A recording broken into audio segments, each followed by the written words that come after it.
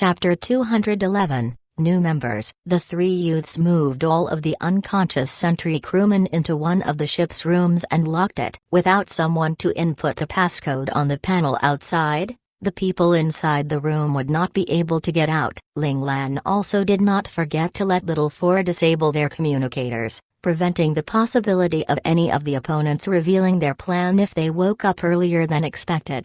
By now, the students following Ling Lan could tell what Ling Lan's objective was. Although it sounded insane, everyone's blood was boiling at the thought. No one chose to withdraw, instead becoming even more excited, believing that this was truly what they should do. They were youths who had just stepped out from the Scout Academy, and were right in their rebellious phase. They had countless fanciful dreams. They were still hot-blooded youths filled with boundless courage. They wanted to make something of themselves and were willing to put in the effort to do it, whatever the cost may be. Still wet behind the ears they had no fear. As young men, their wings of freedom had yet to be bound by reality. Thus, their only thought now was that as long as they kept following Boss Lan before them, they could achieve things they never thought possible, insane things they never would have dreamed of.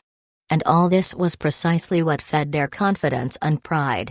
Third elder brother, they've gone mad, completely crazy. When the group trailing Ling Lan's party from afar finally saw what Ling Lan's party was doing, they were instantly scared less too. Some of them were so scared that their bodies had even begun to tremble. From the perspective of these students, Ling Lan's party's actions were undoubtedly a major crime of insubordination, actually daring to attack the people sent to escort them to their school. Had they given up on studying at the First Men's Military Academy? Third elder brother, let's quickly tell the ship's crew. We must stop them. What they're doing will ruin our pathway to the military academy. They must be lunatics, a member suggested, informing the ship's men, thinking that stopping Ling Lan's party's insane actions was the right thing to do.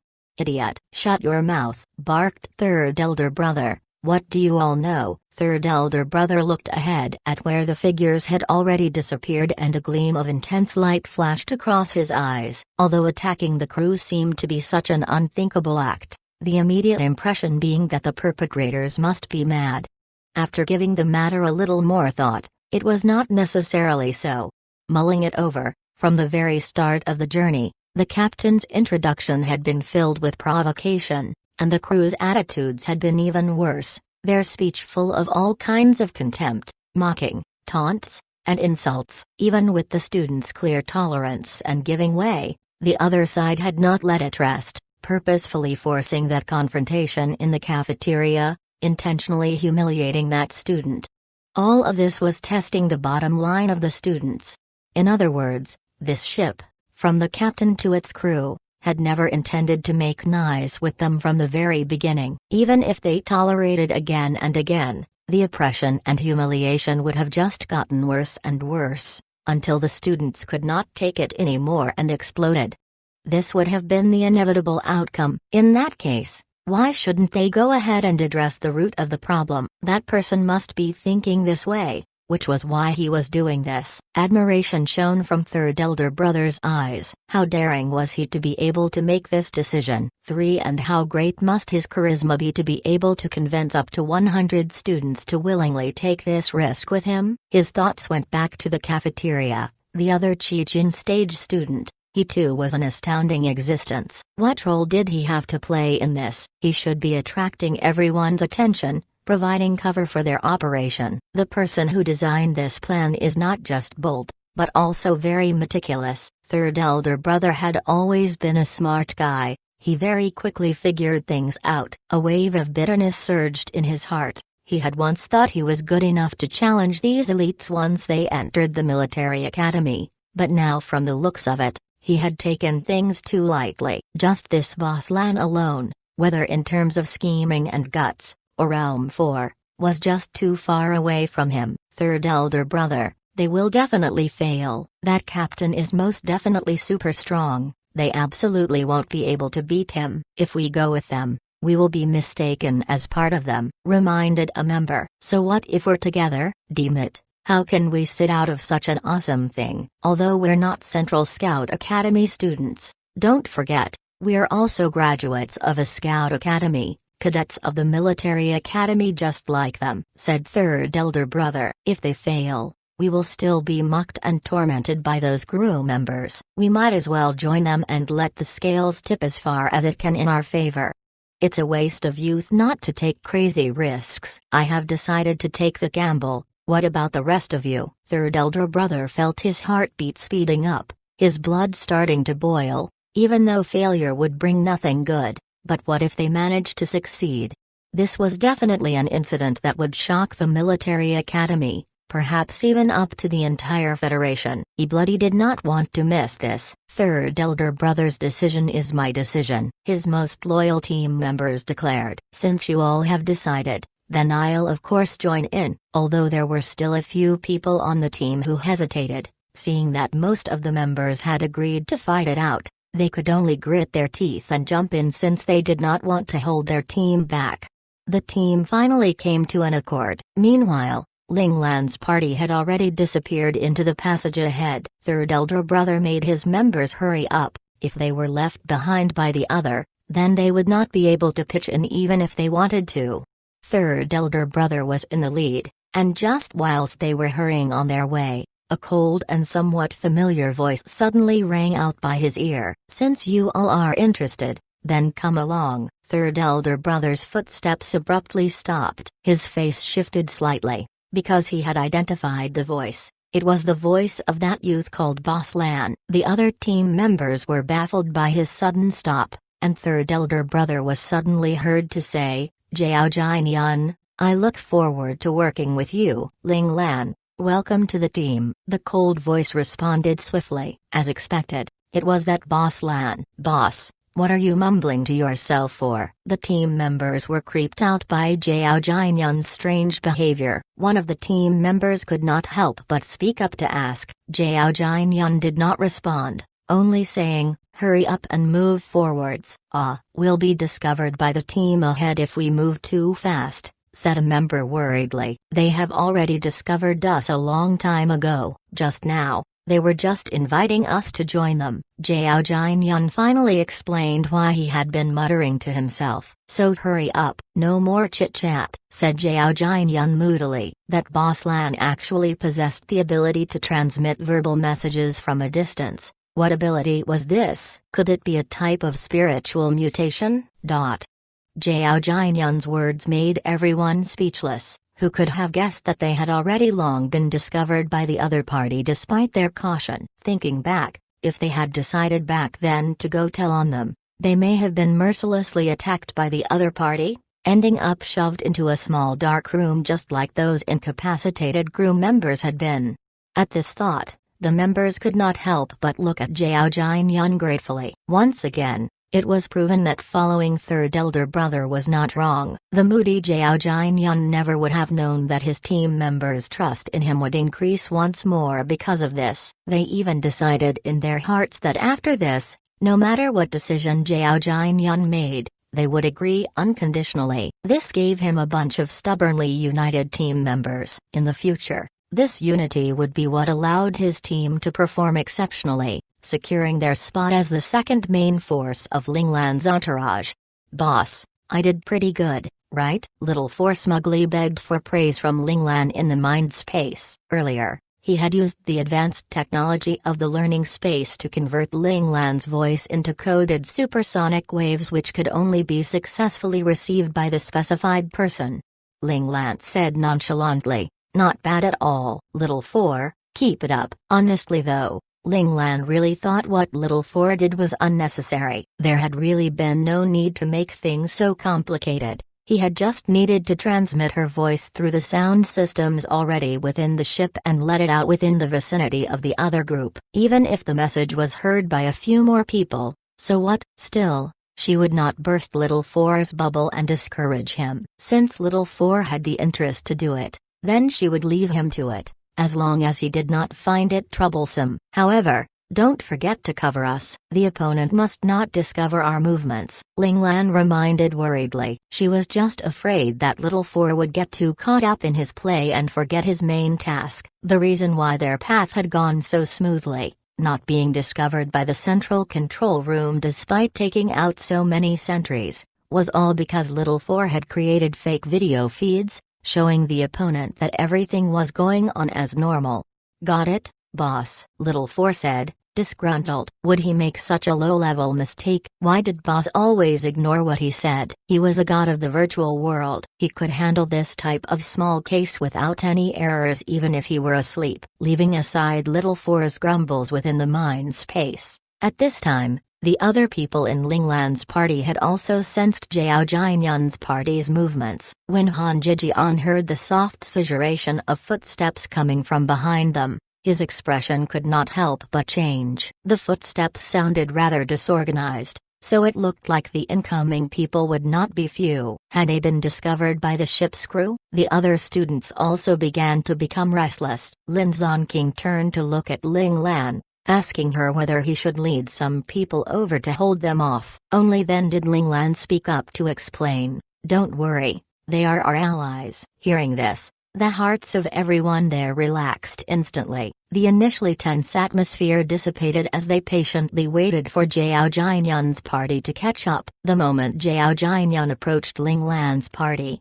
he could see everyone stop there waiting for his party. 30 pair of bright eyes stared at them in unison, making him feel a tremendous pressure. "We are students from Huoyan City 5 Scout Academy. I am called Zhao Jianyun." Zhao Jianyun straightened his attitude and began introducing his party to the other. "We'll do full introductions later." "Jijian, go arrange it," Ling Lan coolly interrupted Zhao Jianyun, and then immediately turned to head into the depths of the passage. The students did not dare to dawdle, following closely. Zhao Jianyun reflexively rubbed his nose, silently noting to himself that this boss Lan was really hard to talk to. With the addition of Zhao Jianyun's party, Ling Lan's party now had more than 40 people. As they did not know the capabilities of Zhao Jianyun's party, Han Jijian did not split the teams, grouping everyone together as one team to move together. This column of people did not meet any other unexpected issues along the way. Finally, they neared Ling Lan's first objective, the spaceship's central control room. Chapter 212, Disguised Infiltration. Ling Lan halted, and with a flick of her right arm, the Central Scout Academy students moved with utmost cooperation, dashing to one side to stick closely to the passage walls. Zhao Jianyun's party was off by a beat, but they did not mess up. Some of their members just did not dodge as adeptly as the students from the Central Scout Academy, seeming somewhat clumsy in comparison. This direct comparison showed the difference in skill levels instantly. Zhao Jianyun's face felt hot with shame. He silently decided that when he entered the academy, he would definitely train his party up well, to avoid shaming themselves again in front of Ling Lan in future. Ling Lan signaled for the students to stay in place and not move. Then, with a nimble flash step, she had arrived at the doorway of the central control room. The doors were tightly sealed. Entering or exiting required a passcode. "Little Four, how many people can you confirm inside?" Ling Lan asked Little Four silently. "There are 53 staff members, and 10 guards." Little Four projected the scene inside the central control room faithfully in Ling Lan's mind space. "The opponent has the advantage in numbers. Breaking in forcefully may not allow us to take control quickly. The other side are likely to find time to send out the news of our attack." Ling Lan's brow furrowed, finding the situation somewhat out of her expectations. She had initially thought that since it was a mealtime, the staff members inside would be fewer. Unexpectedly, there wasn't that much fewer than normal. "Boss, I can instantly seal off their communication equipment." Little Four became excited. This was his chance to shine. It was time to show Boss how awesome he could be. "And the weapons?" Ling Lan threw an icy glance at the smug Little Four, instantly suppressing the other's flames of arrogance. Indeed, all the staff members inside were equipped with beam handguns. If they just charged in, the other side need only find a chance to pull their guns and shoot, and some of their party might unfortunately die here. Ling Lan did not believe that under this sudden and unexpected attack, the people inside could still keep calm and judge the situation accurately. It would already be a blessing if they did not just shoot indiscriminately all at once. If by any chance a student were to fall here, she would not be able to live with herself. Little Four was deeply struck by Ling Lan's words. He could only squat down and draw circles on the ground, busying himself with self-reflection. Should she use a large-scale spiritual attack? Ling Lan silently speculated. She actually had a solution. She could sense that the people inside were not people with awakened innate talents on the spiritual front, so, her spiritual attacks could totally incapacitate all of them. However, Ling Lan had one reservation. Because Ling Zhao and Mu Shui King did not want others to know of this ability of hers. As veteran warriors, they knew the importance of keeping a trump card. In critical moments, that could be the ultimate move that would save one's life. Ling Lan took this advice to heart. Although spiritual attacks were not her only ace in the hole, no one would ever complain about having too many trump cards. Thus, Ling Lan had nodded and agreed. Ling Lan did not like to go against her word. Since she had already promised her father and her master not to use spiritual attacks unless absolutely necessary in a life-or-death situation, Ling Lan would hold true to that. Therefore, she decisively threw out this option and tried to think of another way. Ling Lan began to go through anything that could help their operation, and suddenly, a thought came to her mind. She recalled those sentries who had been struck down by them. Could they maybe try to use the uniforms and weapons of those men? Ling Lan immediately returned to Han Zhijian's side, and quietly outlined her plan. Han Zhijian felt that the idea was excellent, and the other team leaders by his side also nodded in approval as they heard the plan. As long as the other party had just a beat of hesitation and uncertainty, that would be their chance. Although the other side had more people, the combat ability of the staff members were not very strong. As long as the other side did not find a chance to pull their guns and begin shooting en masse, the cadets would definitely be able to keep the situation under control. Their chances of winning were undoubtedly still very high. All young and courageous scout students were willing to take risks. Everyone felt that this plan was worth a shot, and so, Ling Lan led the group back to the room where they had put the sentries in. Before they entered, Ling Lan let Little Four check to see if any of the men had woken up. After confirming that they were all still unconscious, they opened the door. Everyone rushed in, and very soon, all the sentries' clothes and weapons had been lifted off their bodies. During this time, Little Four had done a quick scan of the ship, and found that the teams moving around the ship were in groups of 10 men. As such, it looked like the first batch to enter the central control room should not exceed 10 people. After listening to Little Four's report, Ling Lan was even more certain. This was definitely a spaceship run by military men, because the arrangement of 10 people per unit was precisely the smallest mobile unit of the official Federation Army, with the exception of mecha squads. Inside the room, everyone quickly changed into the sentry uniforms. Even though they were only 16 years old right now, their bodies were already not that much different from that of an adult's. At a glance, it was almost impossible to notice anything off. Ling Lan was the only one who put on the uniform and then immediately took it off again, because Ling Lan was not the well-built manly type. Her muscles were all leanness and graceful lines. It was impossible to tell she was a combat master when she was not circulating her chi or actually fighting. Her entire stature was a bit more slender than regular males, so the uniforms were obviously too big on her, not at all fitting. Everyone agreed that Ling Lan might as well not wear the uniform, because it would be obvious at a glance that she was in disguise, making the disguise completely pointless. Ling Lan smiled wryly. The difference between genders was still apparent. However, Ling Lan very quickly centered herself again, because there was an even more delicate man in her party, Owo Lang. At that thought, she immediately had no more regrets. Ling Lan, don't you think there is something wrong with the way you are thinking? You are a girl, while Owo Lang is a boy. 1. In order to ensure safety, Ling Lan, Han Zhijian, along with several intelligent-type team leaders discussed several action plans inside this sealed room. Among these, Zhao Jianyun's performance stood out. He provided multiple possible scenarios that could happen once they entered the central control room, as well as the opponent's possible responses. This made the other team leaders from the Central Scout Academy hold a higher opinion of him. The students of the Central Scout Academy were a haughty bunch, never ever entertaining the idea that there could be better prodigies than themselves in the other Scout academies, so, when Zhao Jianyun had first joined them, they had not thought much of him and his party, their attitudes clearly cold and indifferent. If not for the fact that Zhao Jianyun's party had performed acceptably all this way, they might have blatantly revealed expressions of disdain.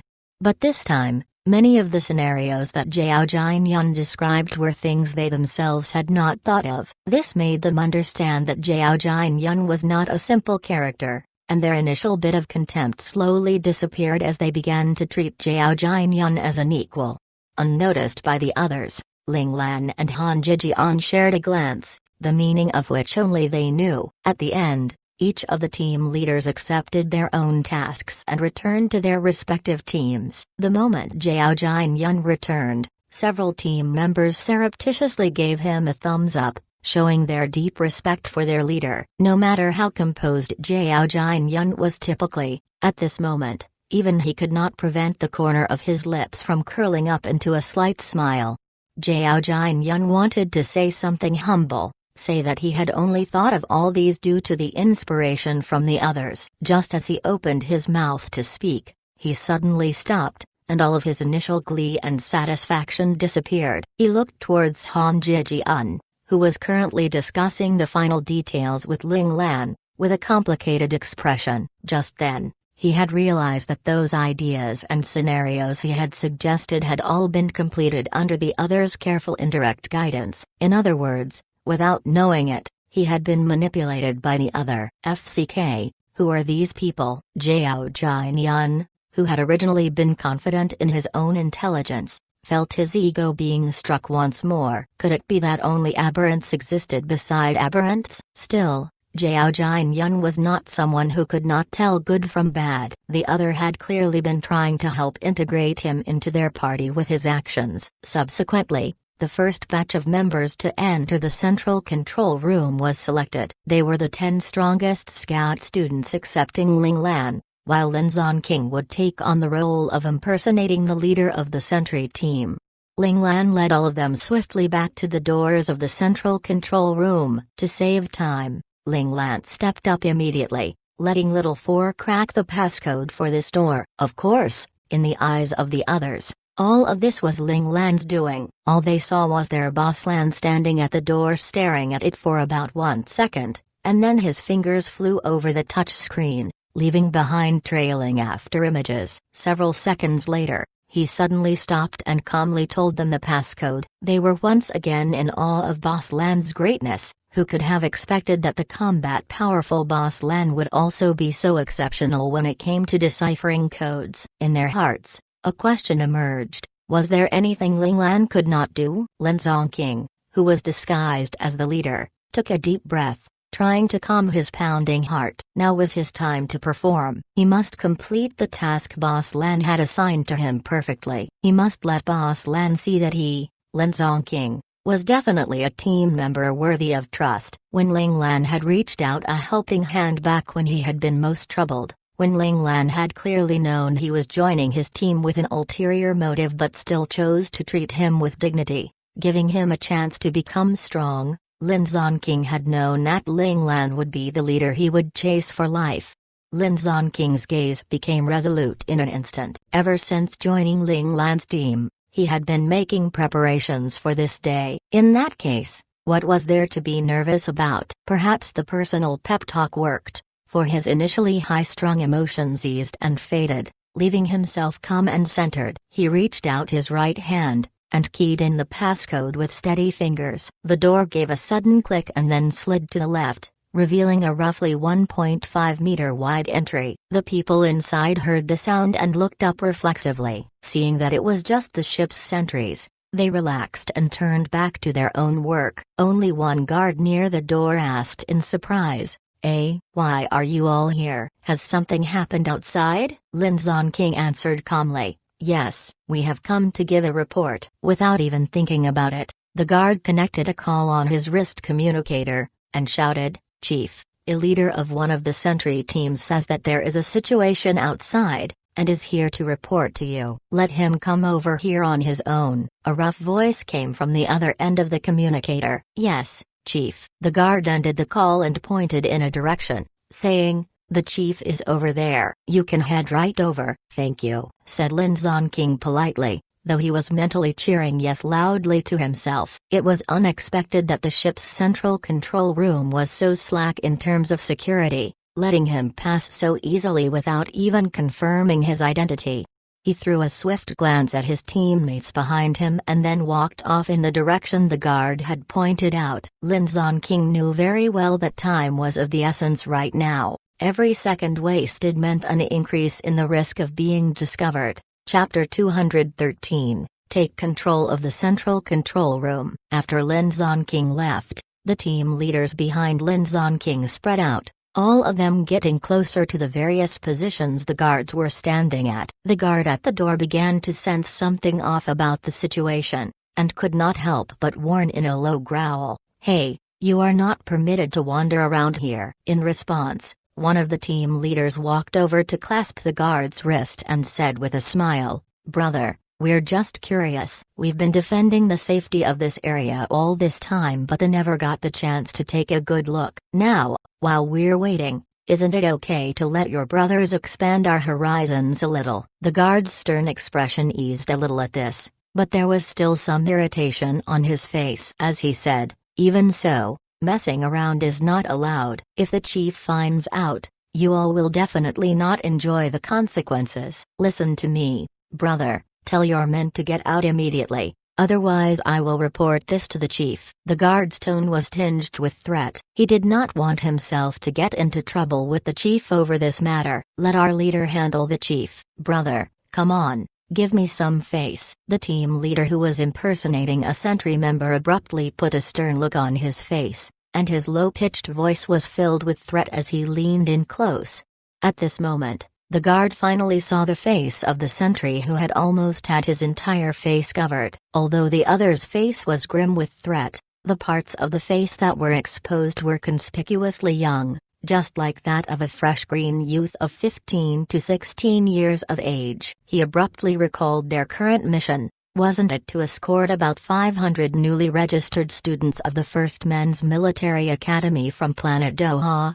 He swore in his heart, and tried with all his might to wrench his wrist from the other's grasp. At the same time, he tried to shout out to alert his companions that the sentries were fake. This was an enemy invasion. But before he could sound the warning, the back of his head was struck a heavy blow, cutting off the cry he had been about to unleash. He instantly felt his mind grow murky and dim. "FCK, still conscious?" "The guards here are truly incomparable to those sentrymen outside." He could vaguely hear a voice speaking by his ear. He then felt another blow to his head, and he fully descended into the darkness, no longer sensing anything. It turned out that all the students dressed as sentries had charged in under Ling Lan's command. They were split into two batches. The first batch had charged straight for the staff members, while the other had leapt towards those guards grappling with the very first batch of students who had entered with Lin Zonking. As this particular guard had been standing closest to the door,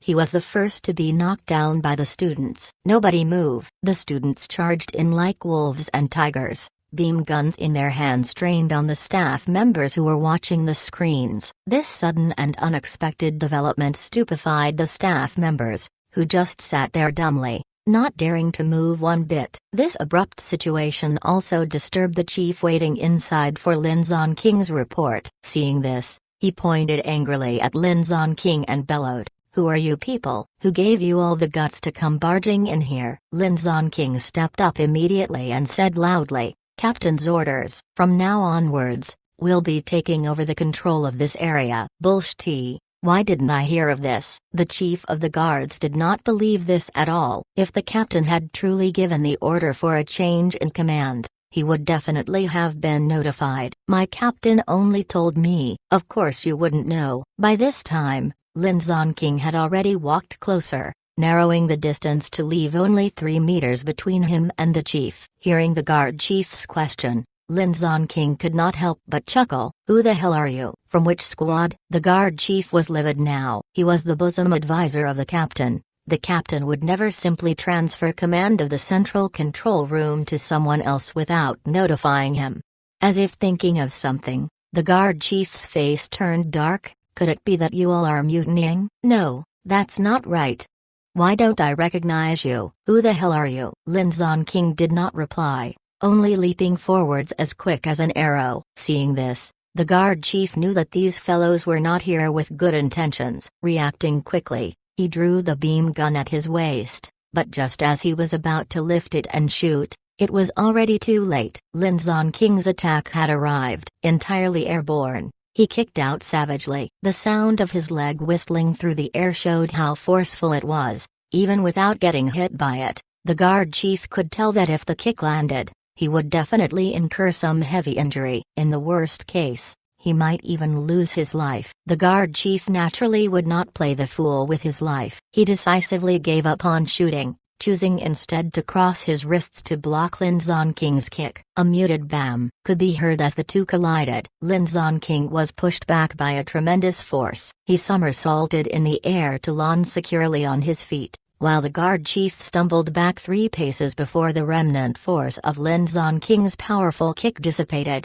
However, Lin Zon King's attack did not stop there. The moment he found his footing, he leapt forwards once more, not giving that guard chief any chance to open fire. In the meantime, the other students were also leaping at the respective guards they had targeted. The staff members may have been stunned for a moment, but they quickly gathered that they were under attack. They really wanted to fight back, but although the enemy seemed to have fewer people, each and every one of them was an exceptional young prodigy. Their combat skills were much better than theirs. As technicians, several eager staff members had been subdued instantly by sharp-eyed and agile students the moment they even thought of moving, thoroughly scaring the more cautious staff members into submission.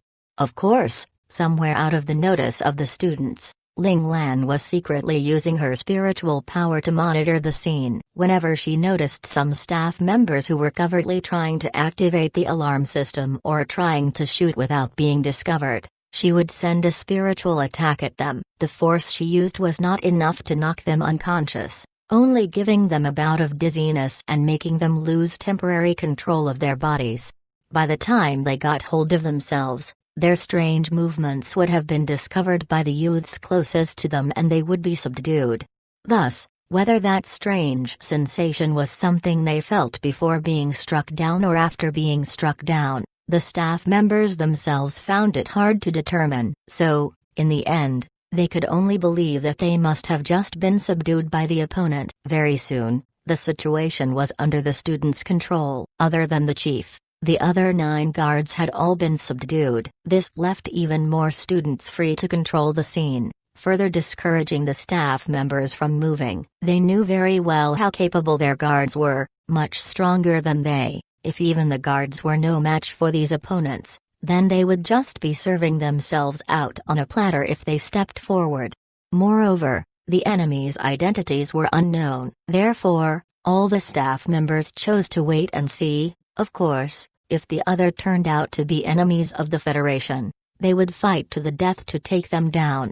Meanwhile, the guard chief and Lin Zon King were engaged in a tough fight, neither able to obtain the upper hand. Everyone's attention became focused on the two of them. "Boss, I've already successfully taken control of the systems inside." Ling Lan, who had been waiting outside alone, finally heard Little Four's answer. Little Four had finally completed the task she had set for him, taking command of the various systems of the central control room in a short amount of time. "Good job, Little Four." Ling Lan was unstinting with her praise. As a bonus, she even stroked his hair and rubbed his head. The petted Little Four smiled radiantly, face filled with satisfaction. Bam! Lin Zon King and the guard chief were sprung apart once more after a collision. Landing on his feet, Lin Zon King shouted, "All together!" Hearing Lin Zon King's cry, several team leaders who had already been rubbing their palms in anticipation leapt forwards without any reservations. They had long wanted to join the fight, but before Lin Zon King gave explicit permission, They would not simply interrupt. This was a type of respect towards one's companions as well. Of course, now that Lin Zonking had given his approval, they would not hold back. "You're too despicable." Seeing Lin Zonking withdraw, only for 4 to 5 combat experts like Lin Zonking to take his place, the guard chief could not help but howl, thoroughly enraged. At this moment, Lin Zonking stood unruffled in the outer circle of the fight, a smile on his face, but the words he spoke were filled with mockery. "Are you stupid? You are our enemy. Who would speak of morality with an enemy? It's not like we're idiots." This contemptuous tone made the already enraged guard chief feel the flames of his rage grow even hotter. Unable to calm down, the guard chief quickly exposed an opening, taking on a powerful direct hit from one of the team leaders. His right shoulder was struck heavily by the other's fist, making him instantly lose strength in his right hand. Lin Zonking, who had been waiting on the outside for a chance, naturally would not let this rare opportunity go by. His eyes lit up, and with a spring of his right foot, he threw his entire body into the air once more, leaping at the guard chief. Lin Zonking's attacks came quickly and somewhat suddenly. When the team leader blocking the guard chief's line of sight suddenly slid to one side cooperatively to let Lin Zonking's attack through, the guard chief was not at all prepared, not to mention find time to change moves to suit. Lin Zonking's kick landed squarely on the other's chest, sending the guard chief flying backwards to crash heavily onto the wall of the central control room, leaving a faint imprint behind before bouncing off it to fall to the ground. This kick of Lin Zonking's was extremely powerful. The guard chief had only had time to gather chi in his chest as a final defense. But how could this little bit of defense stand up the power behind the kick? The chief was still injured by it. When he fell to the ground, a mouthful of blood spurted out to color the floor. Seeing this, 3 of the team leaders who had been part of the group fighting the guard chief leapt forwards without any mercy. 2 of them grabbed hold of one of the guard chief's arms each, while the third person put his knee directly on the back of the guard chief, pushing him to kneel on the ground, completely subduing the other. Only then did Lin Zonking reveal a proper smile. He had finally completed the task Boss Lan had set for him. He turned his head back to shout proudly, "Leader!" Following Lin Zonking's cry, a handsome figure walked slowly into the central control room. Dressed fully in black, with gleaming military boots, he walked in with sure steps. His cold but dashing appearance, chilling aura, along with his spirited and majestic attire made everyone's eyes light up, their minds involuntarily exclaiming, "How domineering!" However, very quickly, the crowd's gazes were drawn to that conspicuously young face. At this moment, everyone instantly realized who these attackers were. Chapter 214, Ling Lan's Intention. God Mit, a revolt. The moment the guard chief saw Ling Lan, and then turned to see those covered-up sentries taking off their caps, also revealing their overly young faces, he understood that the enemies before him this time were actually their mission. The new cadets of the 1st Men's Military Academy. He was filled with shame and anger, struggling harder in an attempt to regain freedom. However, those 3 team leaders did not dare to let up without Ling Lan's order, holding him very securely, giving him no chance at all to struggle free. Seeing that his struggles were futile, the guard chief threatened angrily, "Don't you all want to study at the 1st Men's Military Academy anymore? Without us, you all will never get to the 1st Men's Military Academy." Still not letting us go. Without question, all the guard chief could think of right now was that these new cadets must be crazy to do such an insane thing. At this time, Ling Lan, who had been calmly waiting for Little Four's search results, finally heard Little Four's gleeful laughter in her mind space. "Ha ha, boss. I have already found their destination. I've even gotten the detailed coordinates. Without them, I can still bring you, boss, to the 1st Men's Military Academy to report for school." That said, Little Four could not help but mumble. They were unexpectedly cautious, hiding their true destination so deeply. "I had to look really hard, which is why it took some time." Reading between the lines, he was telling Ling Lan that he had not been so slow on purpose. It looked like Little Four was still somewhat worried that his boss would blame him for slacking off. It's great that you found it. Ling Lan comforted Little Four inside the mind space. After that, she put all her attention back onto the central control room, because she noticed that, just now, several of the staff members had secretly tried to activate the alarm system on their communicators as well as the ship's internal enemy attack alert. A trace of a cold smirk emerged on Ling Lan's lips, because all their efforts were useless. From the very start, she had let Little Four utterly seal off their communicators as well as the central control room's alert system the moment he gained control. They had no way at all to contact the outside world now. This was another reason why it had taken Little Four a little longer to discover the ship's true destination. Ling Lan knew very well what was the most important.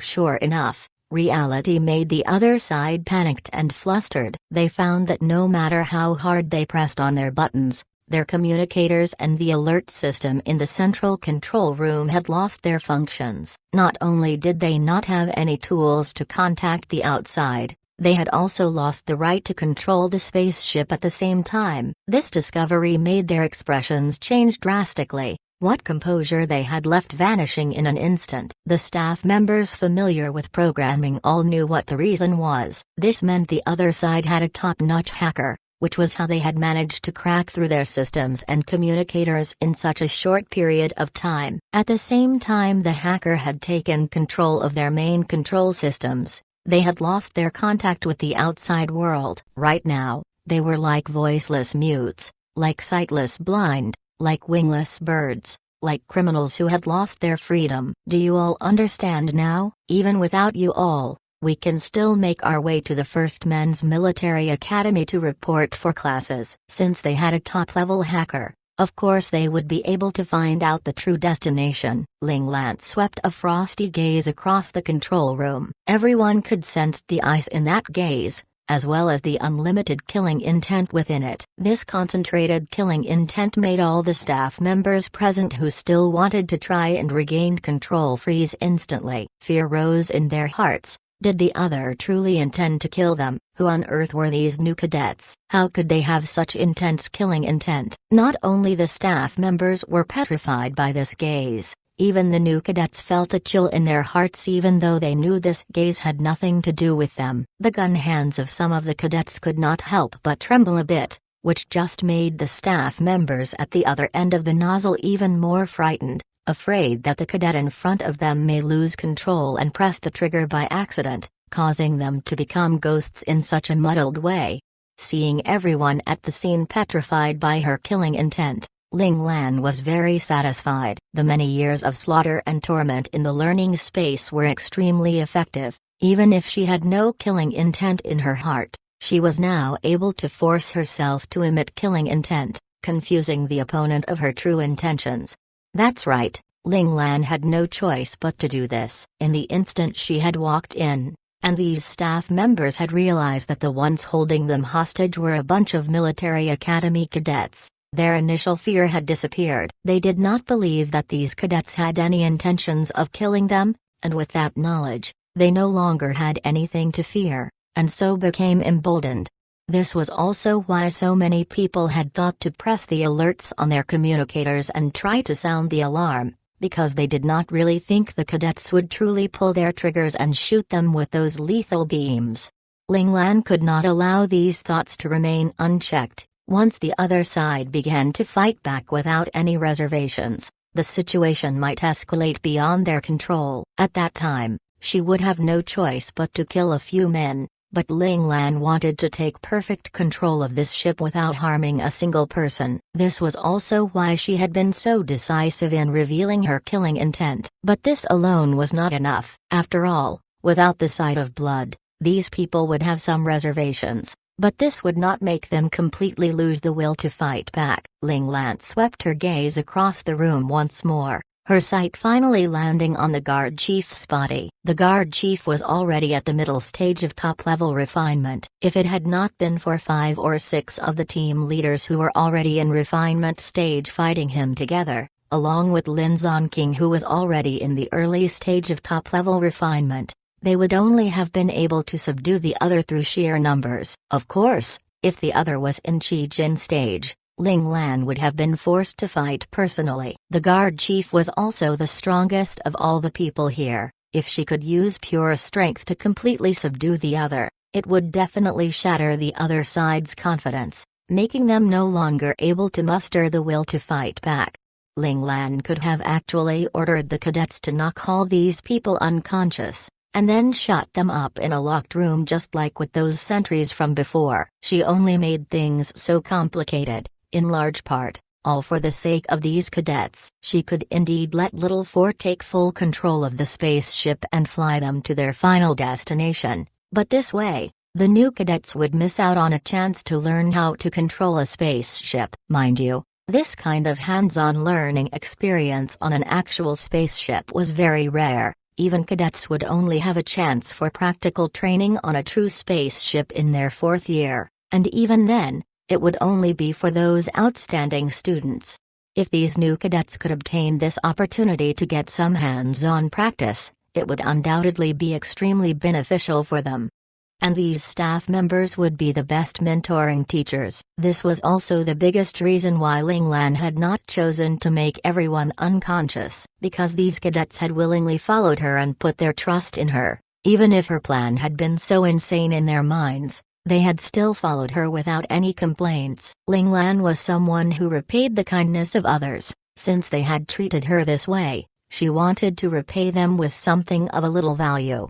Ling Lan, who already had a decision in mind, slowly walked over to where the guard chief was being forced to kneel. She slowly squatted down, looked at the guard chief, and asked coldly, "Do you feel very aggrieved?" "Of course, you all are too despicable. If you all hadn't attacked in a group, how could you all have taken me down?" The guard chief undoubtedly had a lot of confidence in himself. "Fine, I will give you one chance. If you can block one move of mine, I will release everyone here and personally report to your captain for punishment." Ling Lan abruptly stood up and waved at the 3 team leaders holding the guard chief down. The 3 team leaders smiled and let go. Pleasant surprise flashed through the guard chief's eyes, and he hurriedly stood up, saying, "No need for just one move. I'll even take 100 moves." He still had his pride. He did not want to take advantage of Ling Lan. However, his words made some of the cadets burst out into laughter,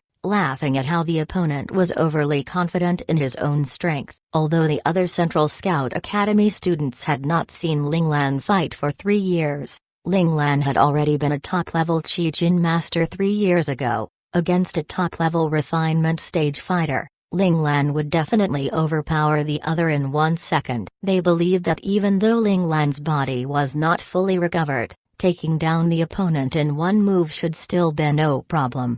The guard chief noticed the laughter of some of the cadets and his heart dropped. Could this leader of theirs actually be a super expert? He looked again at Ling Lan's youthful face and cast away his doubts. Because, to defeat him in 1 move, the other would need to have Qijin stage ability. The other being so young, was it possible for him to be at that level? Although there was indeed a Qijin stage student in the cafeteria, that student was after all still at the early stages. Against him, the guard chief believed he would definitely be able to take up to 50 or 60 moves with no problem. Although the guard chief did not think Ling Lan had the ability to defeat him in 1 move, the cadets' attitudes made him have no choice but to be cautious. He took a defensive stance, waiting seriously for Ling Lan's attack. Since the other was willing to have a fair fight, he too was willing. Ling Lan had said very clearly, if he could block 1 move from him, which meant that the other would be attacking while he defended. He did not want to violate the agreement. Ling Lan calmly glanced at the guard chief and then unleashed her aura. An invisible pressure pressed down on the entire central control room. Qijin stage. Sensing this pressure,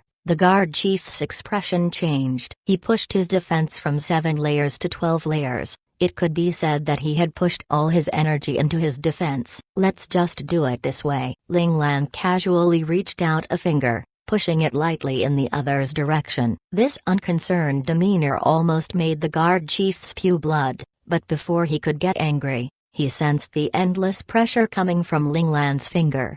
Top-level Qijin? No, this should be optimal Qijin.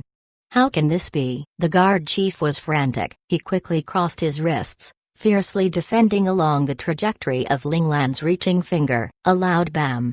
Everyone in the central control room was pushed back by an invisible wave of Qi Jin. The scene was a complete mess. The guard chief was sent flying to once more slam into the ship's wall and crash heavily down. Blood flowed in an endless stream from his mouth, and his eyes flipped to white. It was hard to tell whether he was dead or alive. Even more frightening was the fact that there was now a human-shaped dent in the unbelievably solid ship wall. This scene made all the staff members gape in shock and horror, chilled with fear. How strong exactly was the leader of these cadets? Could it be that he was already at the level of the captain? Chapter 215, Respective Decisions. Seeing the initially pristine floor stained red by the blood spewing from the other's mouth, Ling Lan furrowed her brow in disgust. She callously flicked her sleeve, and then, as if ordering someone to take out the trash, she said, "This smell of blood is really disgusting. Lin Zongqing, throw this trash out for me so I don't have to dirty my eyes." Ling Lan said this in an indifferent tone, sufficiently showing her cold disregard for human life. Even Lin Zongqing, who was familiar with Boss Lan, could not help a shudder running through his heart when faced with this kind of Boss Lan, his face nearly losing all color in fear. Fortunately, over the years, Lin Zongqing had already mastered how to use a smile to mask his true thoughts. He continued to maintain the smile on his face and replied breezily, "Yes, leader." The way he said it was as if he were used to these words from Ling Lan, as if incidents of this sort were a common occurrence, causing the staff members to be consumed by fear. Ling Lan nodded mentally. Lin Zongqing had grown a lot over these past 3 years, able to handle this sort of impromptu situation proficiently as well. Although the two of them had not discussed this beforehand, their rapport was on point, easily achieving the effect that Ling Lan wanted. Lin Zongqing calmly stepped forward. Frankly, his heart was not as steady as his demeanor would suggest. Boss Lan's ambiguous attitude made him unsure whether the guard chief was still alive or actually dead. Lin Zongqing could not help but wonder whether Boss Lan had truly killed the guard chief. His heart was full of questions, but his expression remained calm and unruffled. He walked over to the guard chief's body, bent down, and grabbed hold of the other's clothes by his chest. However, as he did so, he surreptitiously used a nimble technique to touch the other's chest as well. Dup, dup, dup. The faint sound of a heart beating was transmitted through his palm. Lin Zongqing instantly realized that this was probably a scene orchestrated by Ling Lan on purpose to terrorize the staff members of the central control room. Although Lin Zongqing could not understand why Ling Lan would go through all this trouble, he believed that Boss Lan must have his reasons for doing so. As for whether Boss Lan himself was unsure of the guard chief's state, Lin Zongqing did not even think the matter worth considering. He knew very well that, based on Boss Lan's capabilities, his boss definitely knew the other lived. The only reason he acted so ambiguously was definitely because he was setting a scene. The uncertainty of the guard chief's condition caused the staff members within the central control room to experience a sort of empathetic grief too. A faint sadness spread through the central control room. Not only were they worried for the guard chief, they were also worried for themselves. At this time, they no longer held on to the composure they had before. They no longer believed that these youths truly would not dare do anything to them, because their leader, that cold-faced and unfeeling black-clothed youth, was definitely a cruel and ruthless character. Ling Lan saw that the initial restlessness among the staff members had settled, and immediately decided to continue striking while the iron was hot. So, she glared angrily and said, "Tie them all up." This bunch of new cadets were still rather green, actually not thinking to restrain these staff members. That said, Ling Lan threw a look at Lin Zongqing. Seeing Boss Lan's meaningful gaze, a thought sparked through Lin Zongqing's mind. He recalled the method Ling Lan had once taught their team for tying people up. The method was one where they did not need to worry about materials to tie others up. They would be able to take it from the captives themselves. That method was to use the captives' belts. In this world, on the ship, whether it were the guards or the staff members, all of them would be wearing a belt so that they could holster their beam handguns on it. Fully understanding what he should do, Lin Zonking nodded at Ling Lan and walked straight over to the nearest staff member. As the other struggled, he unbuckled and took off the other's belt. The students had already taken away the beam handguns at first notice right after they had taken control of the staff members. Therefore, these staff members did not have any firearms to use against the students, only able to rely on their fists. However, in terms of combat skills, how could these people match up to the elite prodigies trained by the Central Scout Academy? Stop struggling. The more you struggle, the more painful it'll be. The smile on Lin Zonking's lips widened, causing the staff member to become even more afraid. Could it be they wanted to torture them for their own entertainment? The terrified staff member could no longer keep his calm. He began to struggle in earnest, almost wresting out of the grip of the student restraining him. HMPH. Lin Zonking's smile turned cold. With a quick dash, he pressed the other to the ground, and then used the belt in his hands to tie the other's two arms securely behind his back, finally looping the belt around the other's neck before tugging it back to buckle securely by the arms. 3.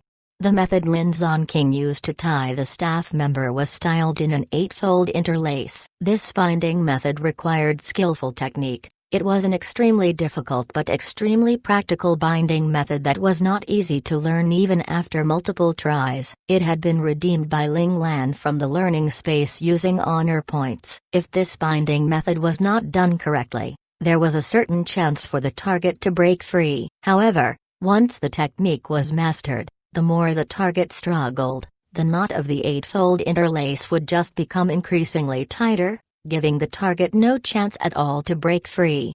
Of course, this method was useless when it came to those at refinement stage and above. After all, the strength of a refinement stage was enough to snap the resilience of a leather belt. However, these staff members would have no way of breaking free, because the strongest among them was only at the level of manifestation. Lin Zonking still remembered how much effort it had taken back then for their team to master this knot, especially for team leader Qi Long. With his brash and straightforward personality, he had never liked this kind of detailed work. He had tried several hundred times without succeeding even once. This had enraged Boss Lan, who had proceeded to throw team leader Qi Long into a private combat room for a good round of torment before being satisfied.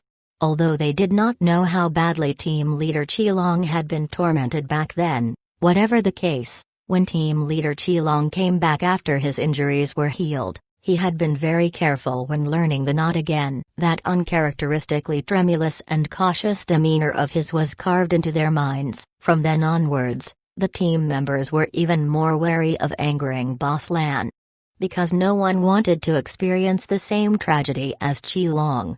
Lin Zonking very quickly tied his knot, and pushed that staff member to a corner. Then, under Ling Lan's indication, he walked over to another staff member and again used the same method to take the other's belt. But this time, he said to the other team members on the scene, "Can I trouble the team leaders to monitor the situation?" Meanwhile, the other team members, "Come tie knots with me. Let's get these staff members all tied up." Just like that, the students followed Lin Zonking's step-by-step example and began tying knots. After each round, Lin Zonking would go around and check each of their knots, and whenever he found any mistakes, he would correct it immediately. Rinse and repeat 3 times. And all the staff members were securely tied up. Of course, when the students thought back on how to tie the knot, their minds were a muddled mess, not at all sure how they should go about it.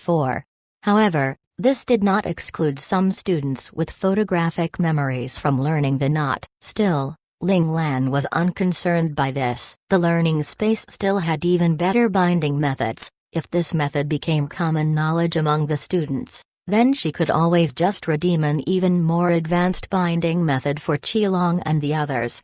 Of course, Ling Lan did not even consider whether relearning a new binding method would make Qi Long wish he were dead. It was even possible that Ling Lan was hoping to take advantage of it to school Qi Long again. The situation in the central control room was already in its end stages. What happened after this had nothing to do with herself. Ling Lan decisively passed on the burden, turning to say to Han Jijian, "Jijian, You stay back and hold the fort. Take charge of the central control room." Next, she swept her gaze at all the other students in the central control room and said, "The strongest 5, follow me to the captain's office." Lin Zonking did not even think about it. He was the first to step forward and say, "Leader, bring me." Ling Lan nodded and said, "All right, 4 more." The team leaders all vied against one another to get one of these 4 slots. To save time, Ling Lan directly called out the 4 strongest to come along. Since she chose based on strength, the other team leaders who were not chosen had no complaints. Of course, Ling Lan also reminded the remaining group that the central control room was the most important control platform in the ship. They needed to remain here to ensure the safety of the central control room. They could not afford to let the ship screw snatch control back once they found out. When Han Jijian sent Ling Lan out of the central control room, Ling Lan told him in a low voice, "This is a good chance to really learn how to manage the work sequences on a spaceship. But we only know bits and pieces. They have not had any formal training in operating a spaceship. This may be a great opportunity." But Han Jijian did not think that they could figure anything out on their own. This was likely going to be a wasted chance. Han Jijian could not help but sigh under his breath. Ling Lan swept a glance around the central control room and reminded, "Over there, aren't there people to mentor you all?" Han Jijian's eyes brightened, instantly understanding what Ling Lan was implying. His mind turned and he asked hurriedly, "Is that guard chief still alive?" Even though he did not think Ling Lan would kill indiscriminately, he still needed to obtain a confirmed answer, because he had thought of a way to let those staff members teach them voluntarily.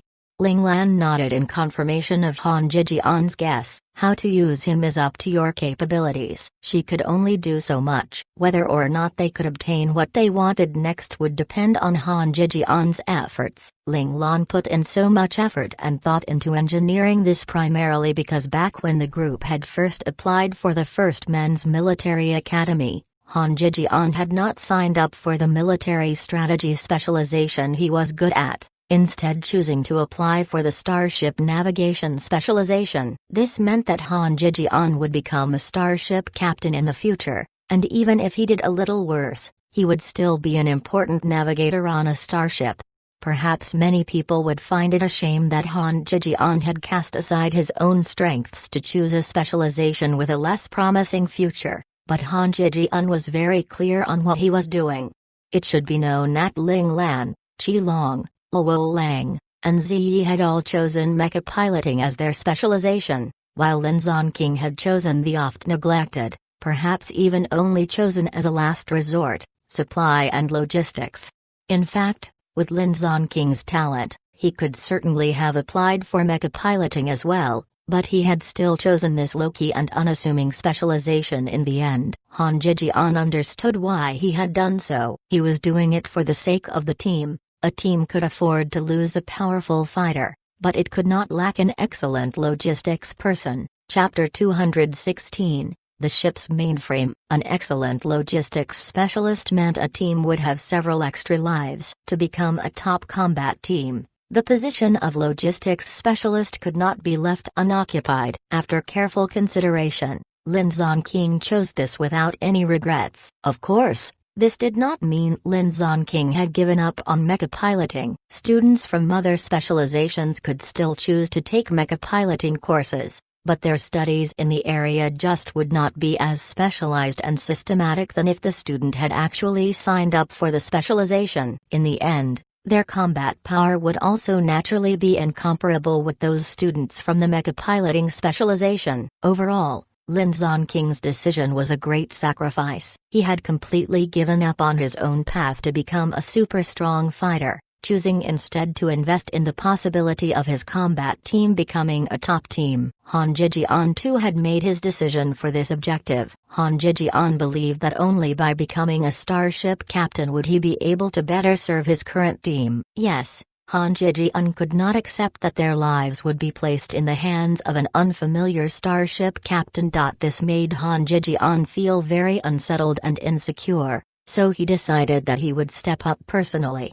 It could be said that every single member of Ling Lan's team was using their own way to better the team. This was also why Ling Lan wanted to help Han Jijian settle into his role quicker. If he could have practical experience operating a starship ahead of time, this would undoubtedly give Han Jijian a head start over the other students in the starship navigation specialization. After arranging everything, Ling Lan quickly left the central control room. Her objective was now the captain's room. Only by obtaining the control rights of the mainframe would she be able to truly claim control of this ship. Han Jijian looked at Ling Lan's disappearing figure, and very quickly rallied his spirits. His gaze became sharp and discerning. Just as Ling Lan had said, this was a great chance for him to familiarize himself with a spaceship's controls. If he could fully utilize the remaining 1 day and 1 night, he believed that when it came to practical control of a spaceship, those peers at the academy would definitely be no match for him after this. Of course, to let these staff members lay down their grudge and mentor them sincerely, that would depend on how he, Han Jijian, could spin things. Han Jijian swept his gaze over the remaining cadets guarding the central control room and was suddenly struck by a realization. He had just noticed that Ling Lan's arrangement still had another deeper meaning. Han Jijian smiled lightly, thinking to himself, Boss Lan sure enough is Boss Lan. Han Jijian was an ambitious person. Although he had applied for the starship navigation specialization, he did not truly want to give up on military strategy. He wanted to develop both fronts at the same time, learning from both specializations. Han Jijian's goal was very ambitious. He not only wanted to be an exceptional captain, but also an indispensable military advisor for the team, coming up with plans and tactics for his brothers to protect them in their missions.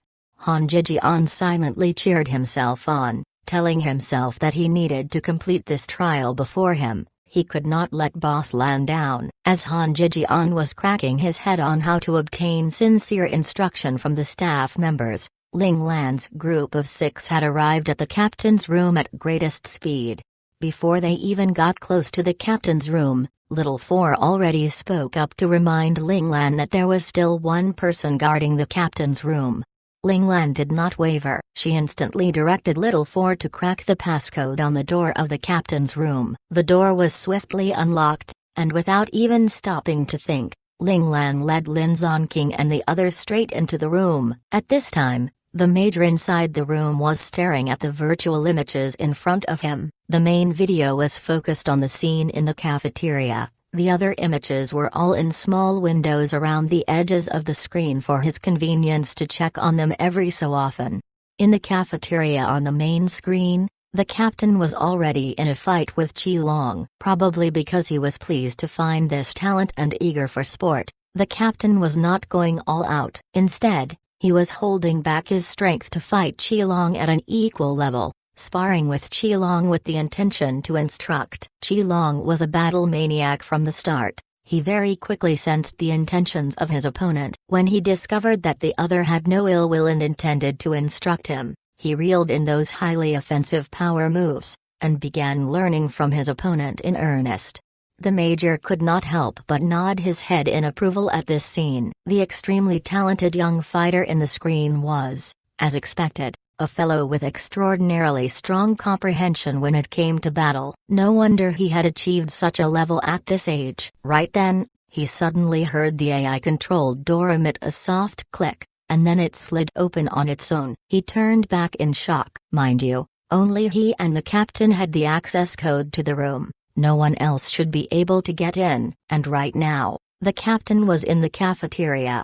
So who could it be that was entering now? A youth dressed in a black windbreaker came into view, walking ostentatiously into the room with 5 sentries trailing him. Seeing him look back, the youth's face remained unmoved as he stated some preposterous words in an icy tone. "Sorry, I am here to inform you that I'm taking charge of this ship." "You impudent!" The major burst out into laughter in his extreme anger. Still, this did not affect his rational thinking. "Looks like that youth in the cafeteria is part of you all." The major instantly figured out Ling Lan's plan. That Chechen youth in the cafeteria had been so blatant, Also, they could lure the most capable captain of the ship out of his room, making it easier for them to conquer this area. But, was it really going to be that simple? The Major quickly calmed down. He pointed at a small screen on the virtual monitor and said, "I'm just a little curious. How did you all avoid the ship's surveillance devices?" That image was precisely the video feed of the passageway to the captain's room. He should have seen them pass by that area on the way here, but there was nothing in the logs. Ling Lan stepped forward without a care. The moment she had walked through the door, she had taken stock of the other. This soldier of major rank breathed deeply and steadily, his aura thick and settled. If she was not mistaken, he should also be a Qijin stage expert. However, this was no threat to Ling Lan. At present, Ling Lan's capabilities were at the level where no one below the stage of domain could rival her. Ling Lan strode over to the captain's exclusive seat and sat down, a hand casually sliding across the mainframe's light source before her. She said calmly, "You mean this?" Following Ling Lan's words, the image on the screen suddenly changed. A person actually appeared in the initially empty corridor. It was the image from when the captain had walked out of the room. With this, the Major finally understood. His expression shifted slightly and somewhat rattled. He said, "You all have a high-level hacker." Only a high-level hacker could change the video feed. But shouldn't hackers of this level all already be in the control of the military since young? Why would such an expert be among this group of youths? Do you all really think that you can crack the mainframe in a brief amount of time to obtain the control rights of the ship? The Major did his best to smooth out his expression. He smiled coldly as he surreptitiously adjusted his body temperature. Once one's ability reached a certain level, one did not need to touch one's communicator to send out a warning signal. One could do that just by changing one's body temperature. Ling Lan glanced coldly at the Major and said evenly, "Don't waste your strength, it's useless." The Major too had sensed that something was wrong, because the temperature of his wrist was already extremely low, but his communicator still was not responding. This meant that the communicator had already lost the function to contact the outside. This was definitely not something a high-level hacker could do. What in the world was going on? Ling Lan no longer bothered with the stun Major. She continued to touch the light beams of the mainframe, as if shifting something around. In fact, inside the mind space, Ling Lan was currently telling Little Four, "Little Four, help me connect to the mainframe. I want to get the administrative rights of this ship." "Okay, boss, I'm already talking to it." This little fellow is very interesting. Actually having developed a little bit of self-awareness. Ling Lan quirked a brow in surprise. "Oh, an existence like you?" Little Four huffed discontentedly. "How could that be? Who do you think I am?" "I am without peer under the heavens." I just said that it was seeking the path of evolution, having sparked the barest inkling of desire to shake off the restrictions of its programming. It's like the mainframe has been invaded by a virus. Except this virus will not destroy the mainframe's programming, instead giving it the tiniest bit of awareness towards evolution. This is the first time I'm sensing this. In the past, no matter how humanistic a mainframe appeared to be, it was still within the confines of its programming. "Boss, let me first talk with it a little. It seems to be very afraid of me." Little Four had tried to communicate with the other, but had not received a response from the mainframe. Just a while later, the mainframe finally spoke up. "Hello." Little Four cheered inside Ling Lan's mind space. "Boss, it is willing to talk with us now." "I want to become the master of this spaceship," Ling Lan said calmly to the mainframe.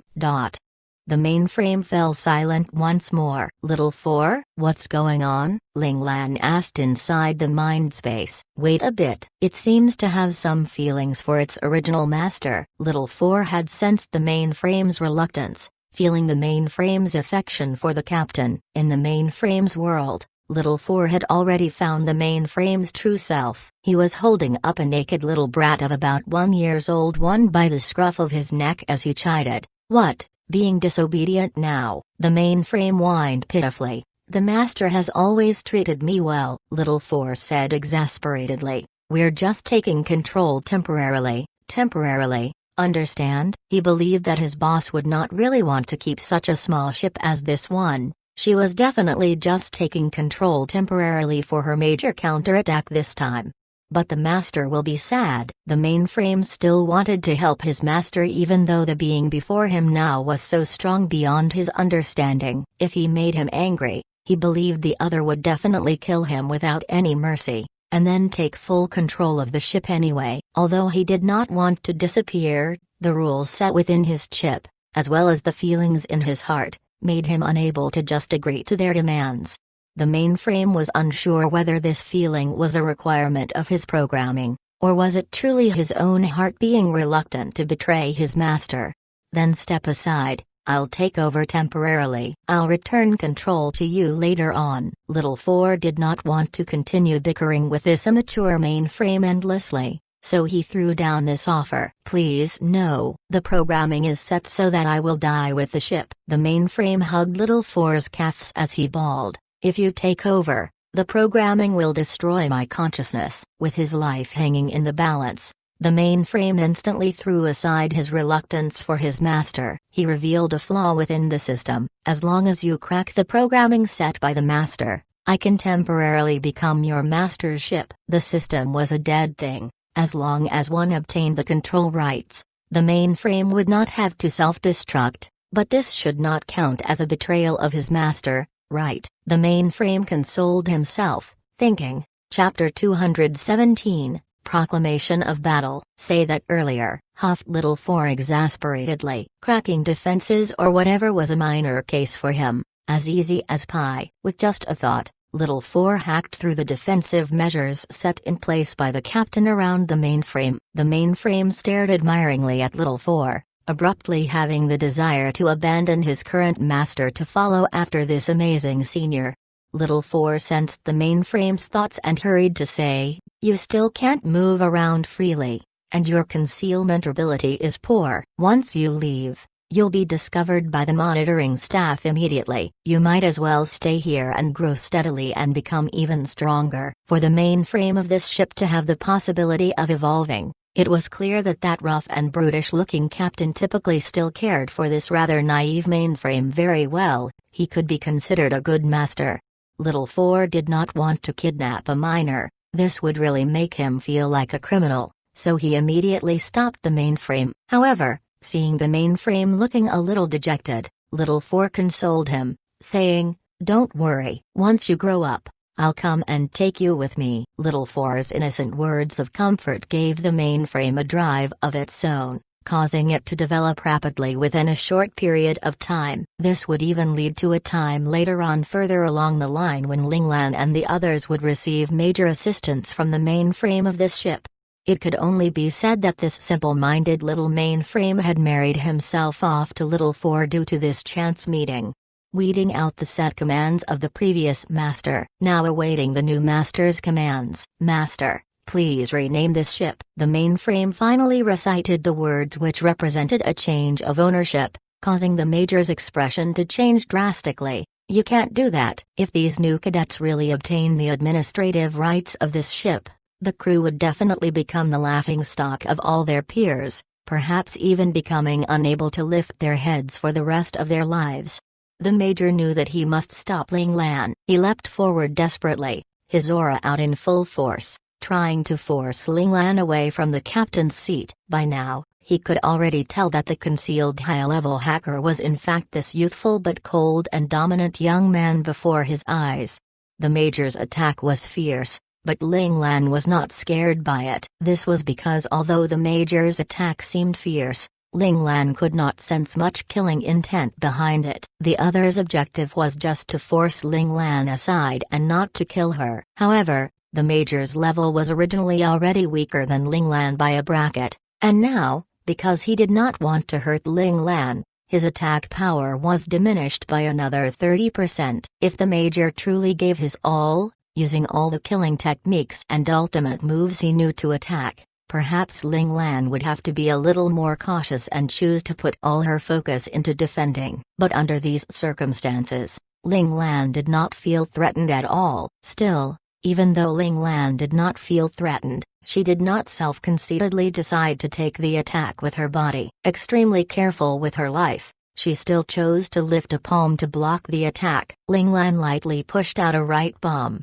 sending an invisible wave of Qi Jin right at the other. At that moment, the Major felt his own attack being blocked by an invisible wall. The force behind the block was thick and powerful. He had no way of budging it easily. It should be said that the other's strength could only be more than his, no less. This truth made the Major's expression pale once more, and he blurted out in shock, "Peak of top-level Qi Jin?" The Major was already at the middle stage of top-level Qi Jin. On this ship, he was the second strongest under the captain. But even so, he could still feel the helplessness he felt when going up against the captain now, just slightly less obvious than when with the captain. Could it be that the other had truly achieved the peak of top-level Qi Jin? The Major found himself somewhat poleaxed. He shook his head violently in disbelief, trying to throw this horrific notion aside. This was absolutely impossible. How could two Qi Jin stage students emerge from within the Central Scout Academy? The early stage Qi Jin in the cafeteria could perhaps be explained as the result of an aberrant culmination of talent.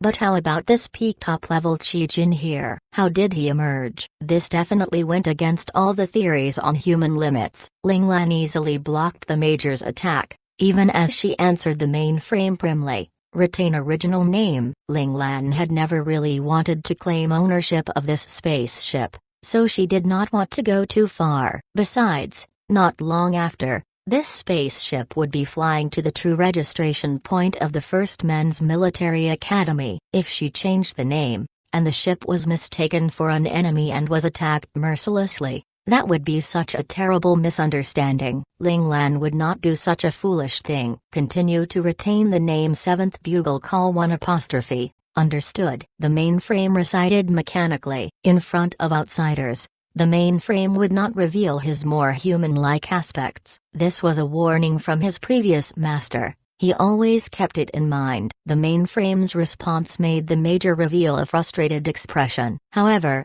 it was less pain than before, and the gaze he directed at Ling Lan actually carried a faint trace of gratitude. At least outsiders would not know that the 7th Bugle Call had changed masters.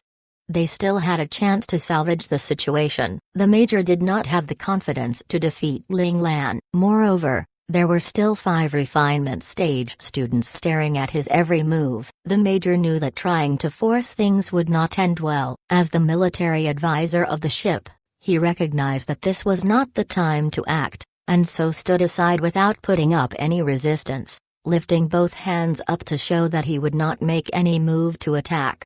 The Major was very clear that he could only wait for the captain to return to turn this situation around. The Major was cooperative, so Ling Lan did not want to make things difficult for the other either. After all, Ling Lan did not really want his ship. She only wanted to show the crew in charge of testing them on the ship that they, this new batch of cadets, were not pushovers to be kicked around.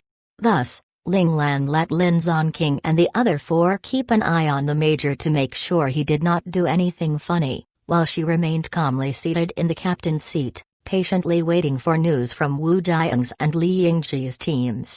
She had initially thought her party would be the slowest to complete their task, but it had been unexpectedly smooth sailing all the way, so they had not encountered many delays. This had let Ling Lan's party accomplish their mission the fastest. Time passed quickly, but of course for the waiting people, the 5 minutes were still somewhat slow. Ling Lan received Wu Jiang's and Li Yingji's reports back to back, finding out that they too had completed their assigned tasks. Li Yingji actually had not had any trouble. It was just that the number of crew members remaining at their living quarters was greater than they had expected, so they had had to expend a little more effort to completely subdue them. 10 or so students had been slightly injured in the process, but his party's task could still be considered completed rather perfectly.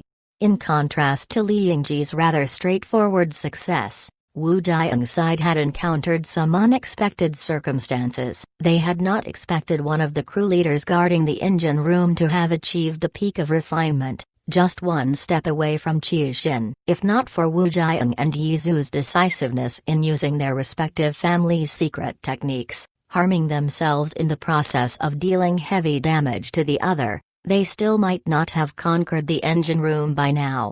Of course, All the students had brought enough medicinal agents to ensure they would not sustain any lasting damage. Meanwhile, they had also fed recovery agents to the leader that had been heavily injured to secure his survival. However, the leader would still have to rest up for several months to fully recover. Wu Jiang and Li Yingji's success proved that the ship was now truly in the hands of the cadets. This almost impossible accomplishment made Wu Jiang and Li Yingji display clear signs of excitement and disbelief as they made their reports. Even for Ling Lan, under that calm and unflappable facade, her heart was pounding with triumph. Ling Lan yelled a loud yes in her heart, and then took a deep breath to calm her flying emotions. After feeling that she was sufficiently calm again, she ordered the mainframe, "Help me connect to the ship-wide video communications channel." In the mind space, she instructed Little Four to immediately notify Qilong to start looking for a chance to escape. Qilong's communicator made a sound,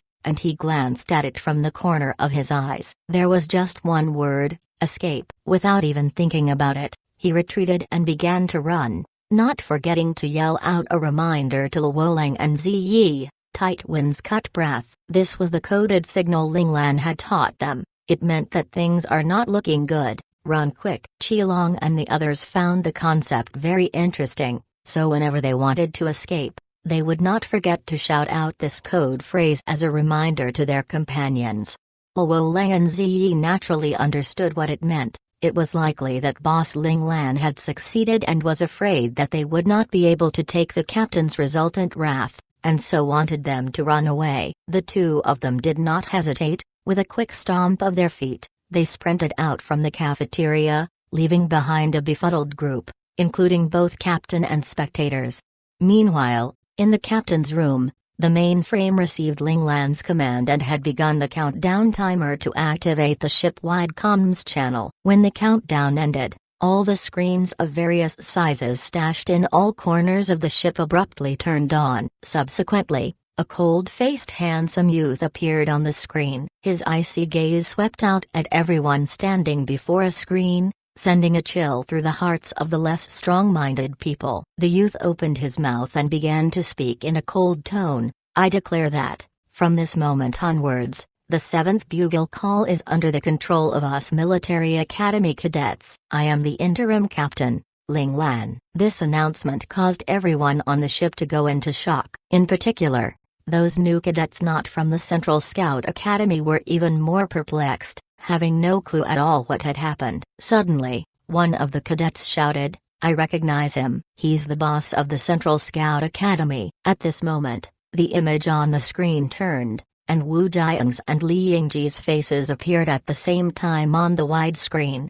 "The engine room is also under our control. Mobility is not affected. We can continue moving forwards. We've already locked down the living quarters of the crew." Li Yingji's smug and proud face was backdropped by a horde of angry faces of the crew who had been subdued by the new cadets. "This fellow," Ling Lan frowned. This sort of arrogant action would obviously provoke the anger of those crew members on the ship who were still able to move freely. She signaled for the image to shift to that of the central control room. Just now, she had received news from Han Jijian that the area had fallen completely under his control. Han Jijian's serious face very quickly appeared on the screen. "We have successfully locked down the mecha hold and frozen the ship's weapons vault. We have also decrypted the true destination of the ship and will ensure that we will arrive safely at our destination." Finally, the image switched back to Ling Lan. "We are the cadets of the 1st Men's Military Academy. We are the elite of the elites,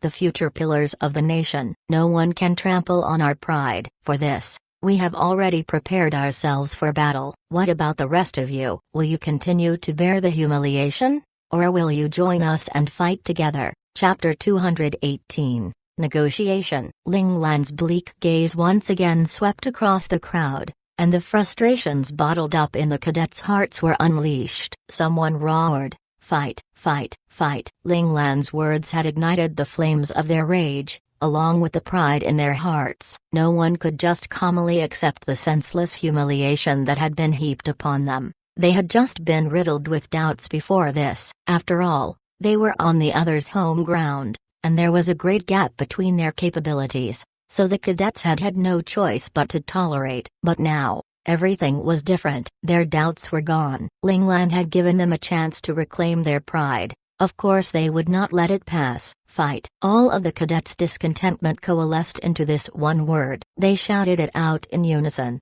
causing the expression of the crew members by their sides to pale. Even the expression of the formidable captain could not help but shift. The youth on the screen was very adept at using words to fuel the indignation of the young. Some of those new cadets who had initially still been a little hesitant no longer retained their reservations, swiftly joining Ling Lan's party. Their eyes were trained vigilantly on the crew members beside them, their entire body on the defensive. At every location on the ship, as long as it was an area cohabited by cadets and crew members, the atmosphere became tense. The two sides faced each other with strong fighting spirits. The entire situation was like a powder keg waiting to blow. Standing in the cafeteria, the captain abruptly recalled Qilong's sudden escape from their fight. He instantly realized that that brat must definitely be in cahoots with the youth on the comms channel. He almost spewed blood in his rage, and could not help but stomp his feet in anger. Godmit, this bunch of brats, I've bloody been had. With a quick turn of his feet,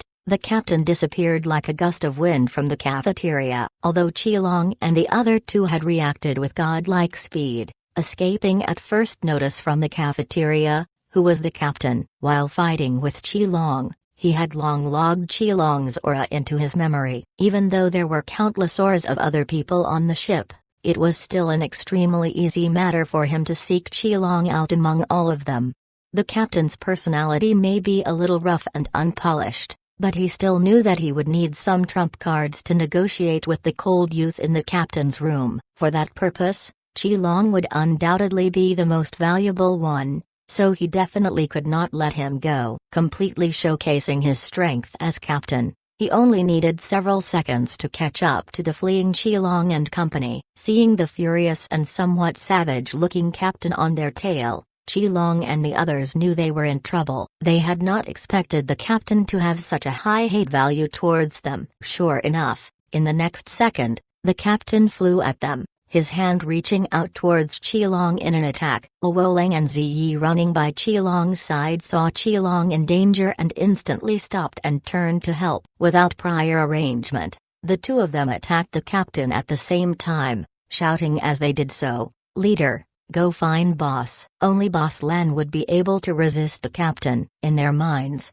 Ling Lan was the greatest. There was nothing he could not do. Too naive, huffed the captain. He waved a hand each at the two attacking boys, sending an invisible energy surge each at Luolang and Ziyi respectively. Luolang and Ziyi felt themselves thrown back by a powerful wave of Qi Jin, and they crashed heavily into the metal walls of the spaceship. Due to the captain's rage, the strength behind his blows was obviously a little stronger than he intended. The two boys threw up a mouthful of blood. The captain was taken aback by this and paused momentarily. Qilong, who had managed to run a distance away in the meantime, saw Ziyi and Luolang get injured, and with a clench of his teeth, he actually turned back to leap at the captain, throwing his best killer punch.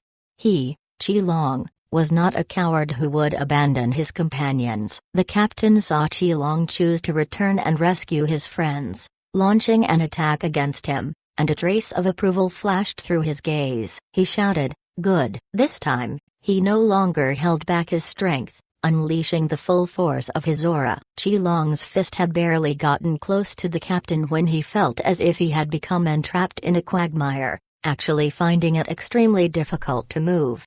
This feeling was very familiar. It was just like when he had first fought against Boss Lan.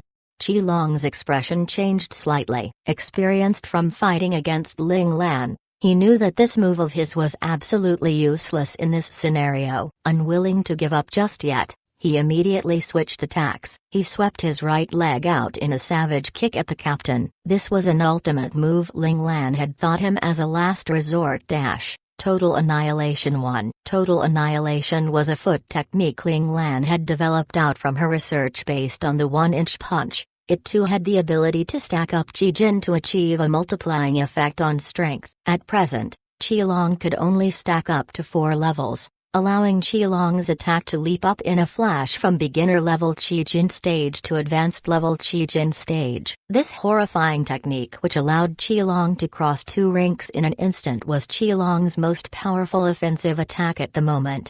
However, this kicking technique also had a side effect. Its feedback force was also very high, so it was a move which harmed oneself by 800 while dealing 1000 damage to the other. Except in cases when his life was in danger, Ling Lan had banned Qilong from using it during normal times, because if this move was overused, it would leave long-lasting latent issues within Qilong's body. But right now, there was only one thought in Qilong's mind. Even if he was wounded grievously by the great feedback force, he was determined to give the captain a certain degree of serious injury. Qilong knew very well that the captain's next target would definitely be Boss Ling Lan in the captain's room. If he could injure the captain seriously here, Boss Lan would not have to fight so hard in the upcoming battle. Qilong had not forgotten that Ling Lan's body was still not fully recovered. Thus, even if he had to use all his strength, he would protect his Boss Lan. Qilong's aura, which suddenly leapt up by 2 ranks, made a trace of astonishment flash across the captain's face. However,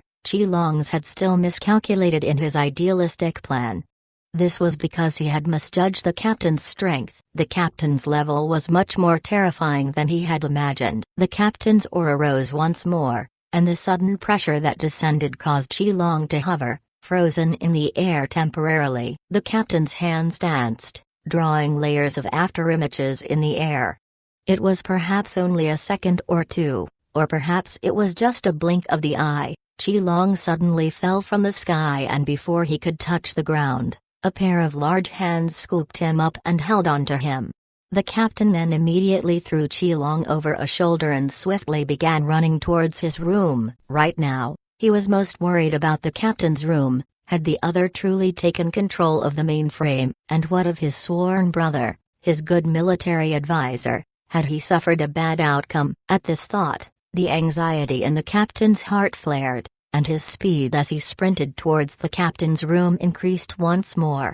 Lying on the ground, Luo Leng and Ziyi saw the captain disappear between blinks with Qilong hefted over his shoulder. The two of them struggled to their feet as quickly as they could, shared a glance, and shouted out in unison, "After him!" Just as Qilong was unwilling to give up on his companions, they too would not give up on a companion. Even if they would all be lost by chasing after the enemy, they would not cower. The captain ran desperately all the way. Observing that not a single sentry appeared in the passage where they had been stationed in hiding, he knew that these people must have all been cleared away by the cadets. Right now, his only hope was that their head would be merciful and not cause too many casualties. Otherwise, he had no idea whether he would be able to hold his temper and stop from turning this spaceship into a sea of blood. The captain charged without stopping straight into his room, and instantly saw his sworn brother, the military advisor Major, staring back at him with a wry smile. The captain instantly let out a breath of relief. From the looks of things, the situation was not beyond salvaging. Meanwhile, in his exclusive seat, a black-attired youth was sitting there with a frigid expression, as if waiting for him. "Captain, I've been waiting," said Ling Lan coldly. The captain's shift in expression as he came in, though minor and fleeting, had still been caught by her. Inspiration flashed through Ling Lan's mind, and an idea took form. Perhaps she would not have to fight the captain. Ling Lan was not afraid to fight, but she would also be very happy if she could avoid fighting. Ling Lan was a girl, and did not really like all this fighting and killing. You don't believe that? Well, alright, she actually just found it troublesome and tiring. So, if she could avoid it, of course she would avoid it. "Hand over the administrative rights of the ship and I'll pardon you all," said the captain brusquely, not at all concerned by the threat Ling Lan posed. The captain believed that even if the other had temporarily taken control of the ship, he would still be able to snatch it back with his capabilities. Moreover, there were still other brothers of his free to move around on the ship. He was not fighting a lone battle. Of course, he had the confidence to back him up also because he knew the mainframe of his ship was definitely unlike those robotic existences tied to their programming. He did not believe that Ling Lan had really taken full control of the ship. "What are you using to negotiate with me?" Ling Lan pointed at Qi Long on the captain's shoulder, and said calmly, "Him?" At this moment, Qi Long was flushed red. He had not expected that he would be so useless, being taken down in one move by the captain, even ending up as a bargaining chip against his own boss.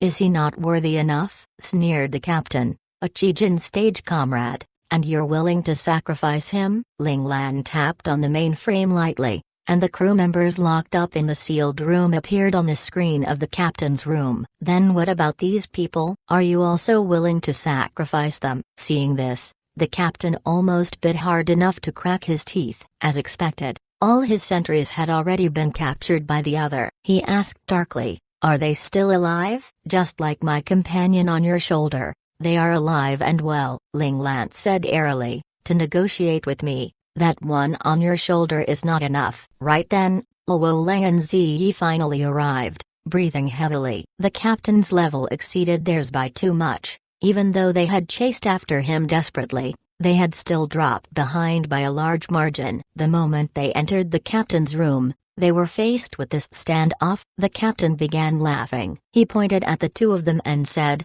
"And if I add the two of them?" At these words, Luo Leng's and Ziyi's expressions paled. They had not expected their rival to add to the bargaining chips the opponent had against Boss Lan. At this moment, they somewhat regretted their impulsiveness. They should have been more cautious, figuring out the situation before deciding their next step. Seeing the remorse and frustration in the gazes of the two youths, Ling Lan silently chuckled in her heart. In fact, Ling Lan was very glad internally that they had not chosen to abandon a companion, chasing after the captain fearlessly to attempt a rescue. However, their way of doing things was indeed rather brave but foolish. It was good to let them feel a little frustrated to teach them not to be so reckless all the time and cause real problems in the future. Ling Lan sighed lightly and said, "Your bargaining chips have indeed increased. Now I'm troubled." At these words, the remorse and frustration in Luo Leng's and Ziyi's eyes deepened. They were just about to speak when they saw Ling Lan's cold gaze sweep over them. This penetrating gaze made them shut up in a hurry,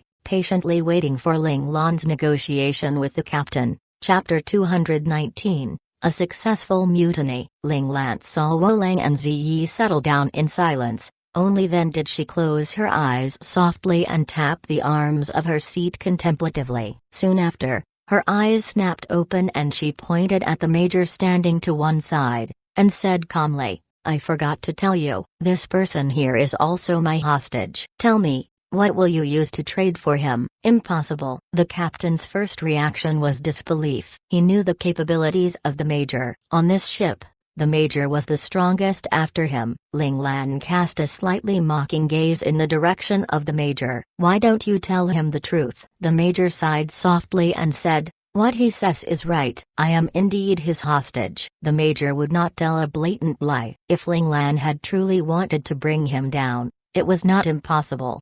Although Ling Lan would have to expend quite a bit of effort, the major believed that as long as Ling Lan had the time, he was definitely no match for Ling Lan.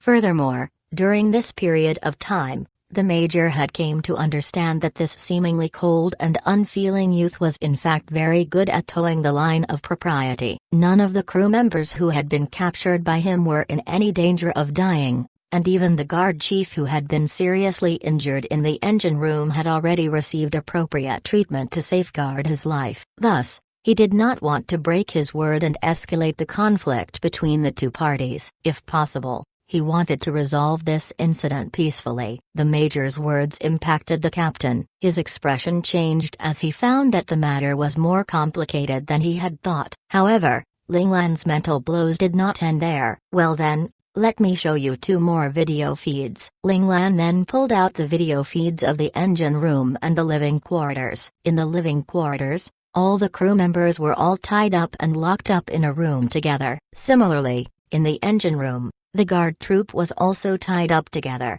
but their guard chief was not tied up, instead just lying weakly on the ground. On the screen, The captain could clearly see a significant amount of blood below the area he was lying on. "What happened to Zhao Wan?" bellowed the captain. Could it be that his guard chief of the engine room was dead? Not dead. He's still alive. Without any expression on her face, Ling Lan enlarged the image to let the captain see the rise and fall of the other's chest. "However, if you insist on not admitting defeat, then I cannot guarantee how long he will live." Ling Lan's tone was glacial, as if she were not at all concerned whether the other lived or died. The captain's chest heaved violently. It was clear to see that his emotions were extremely unstable at this moment. However, it was just as Ling Lan had warned. The lives of the entire ship's crew all depended on him. "Captain, do you still think you have enough bargaining chips to negotiate with me?" Ling Lan quirked a brow at the other,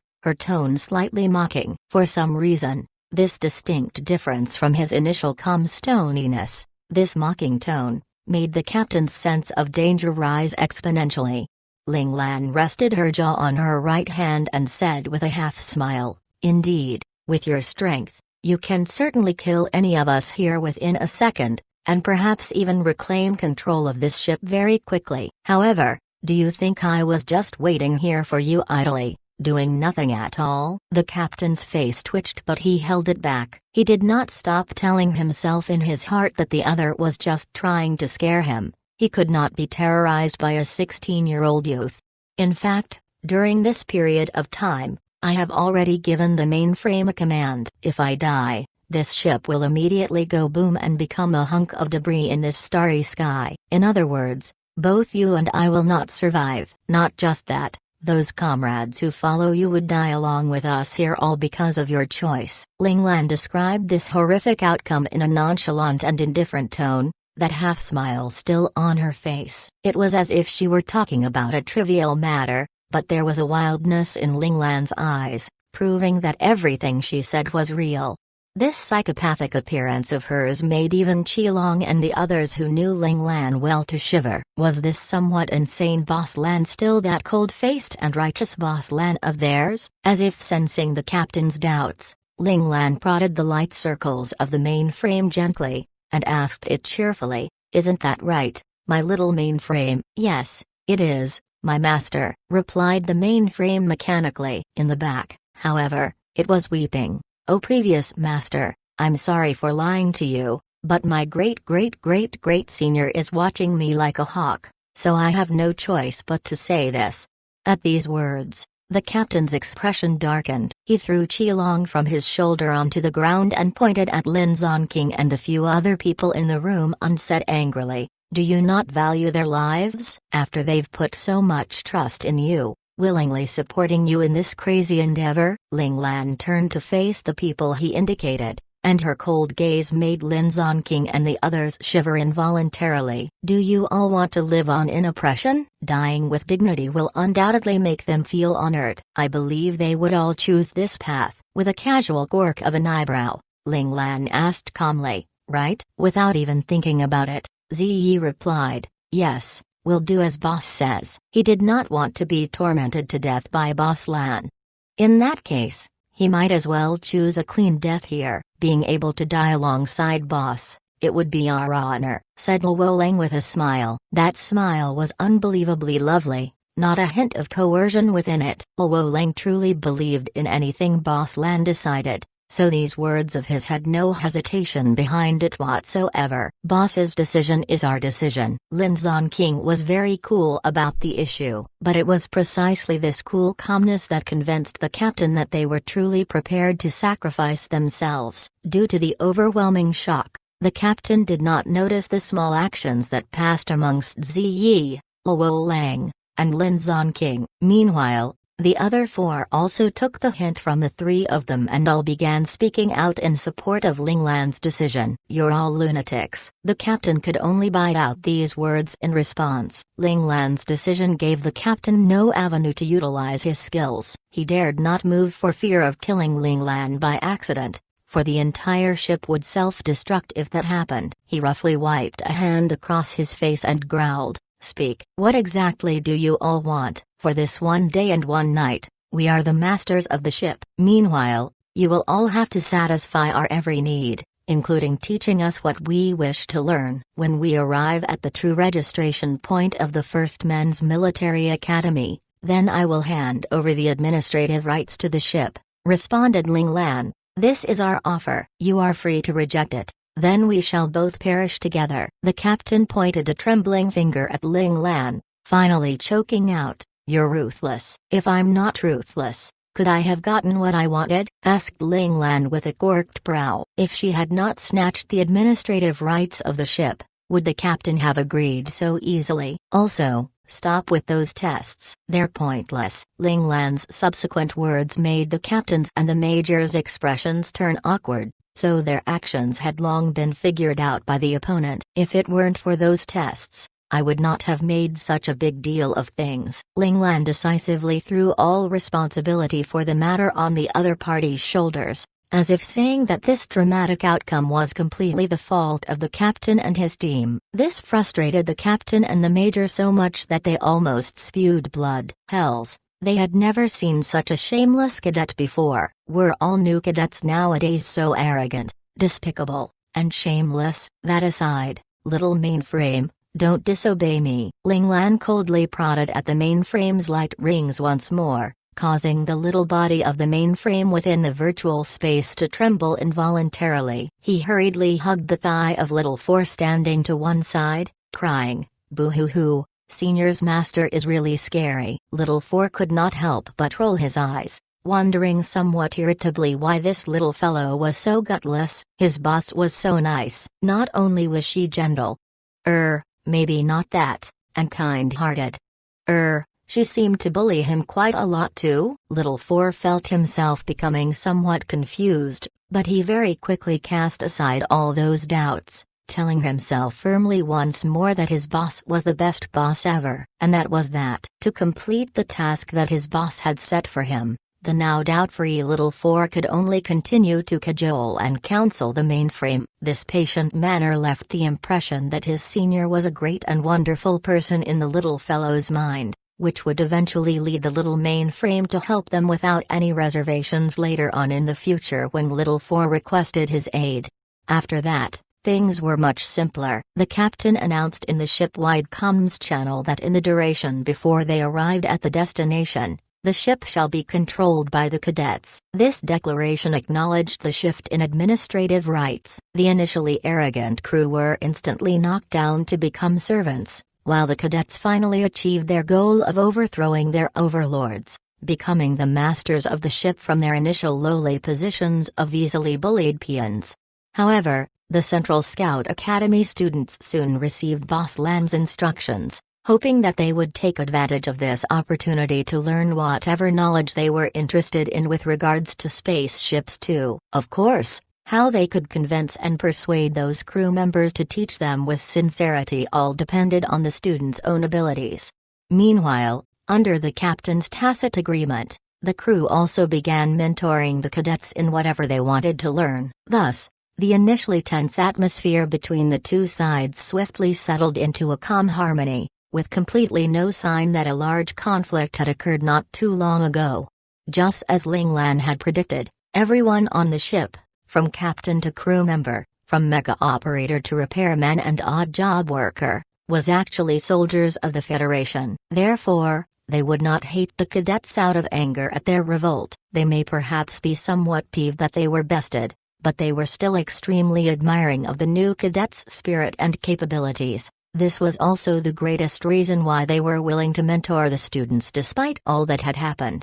These soldiers knew very well that these cadets before them would become the central pillars of the Federation armies 6 years later. They were extremely pleased to see a bunch of exceptional warriors appear within their military ranks. Meanwhile, those students not belonging to the Central Scout Academy did not receive Ling Lan's guidance on what to do. For one, they had not participated in the operation this time. Those that did were also advised by Ling Lan, so Ling Lan felt that she was not obligated to give them any hints. And second, if the student was mindful, he would definitely be able to figure out the objectives of the Central Scout Academy students just by observing their speech and actions. Those students should know what to do. As for those that were a little slow who just did not sense anything, Ling Lan did not believe they would be able to progress much in the future anyway. The opportunity was the same for everyone. Whoever could grab hold of it would make their own luck, and those who were truly strong would not let these lucky chances slip by. Chapter 220, Space Fortress. A particular meteoroid zone within the Federation was once an intergalactic flight course of the Federation. However, several centuries before, the meteoroids in this zone began to drift about wildly, their movement trajectories becoming extremely erratic and unpredictable, resulting in multiple tragic collisions due to the spaceship's inability to dodge them in time. Thus, this flight course was gradually abandoned by the Federation. What everyone did not know was that at the heart of this meteoroid zone, there was a space fortress disguised as a large meteorite mountain. Inside it was a hidden Federation military base. Meanwhile, those erratically moving little meteoroids surrounding the area were actually defensive satellites of the space fortress. The moment they discovered any unidentified spaceships deviating from the permitted flight path, they would hurtle over to chase the other away. If the other party insisted on keeping their path,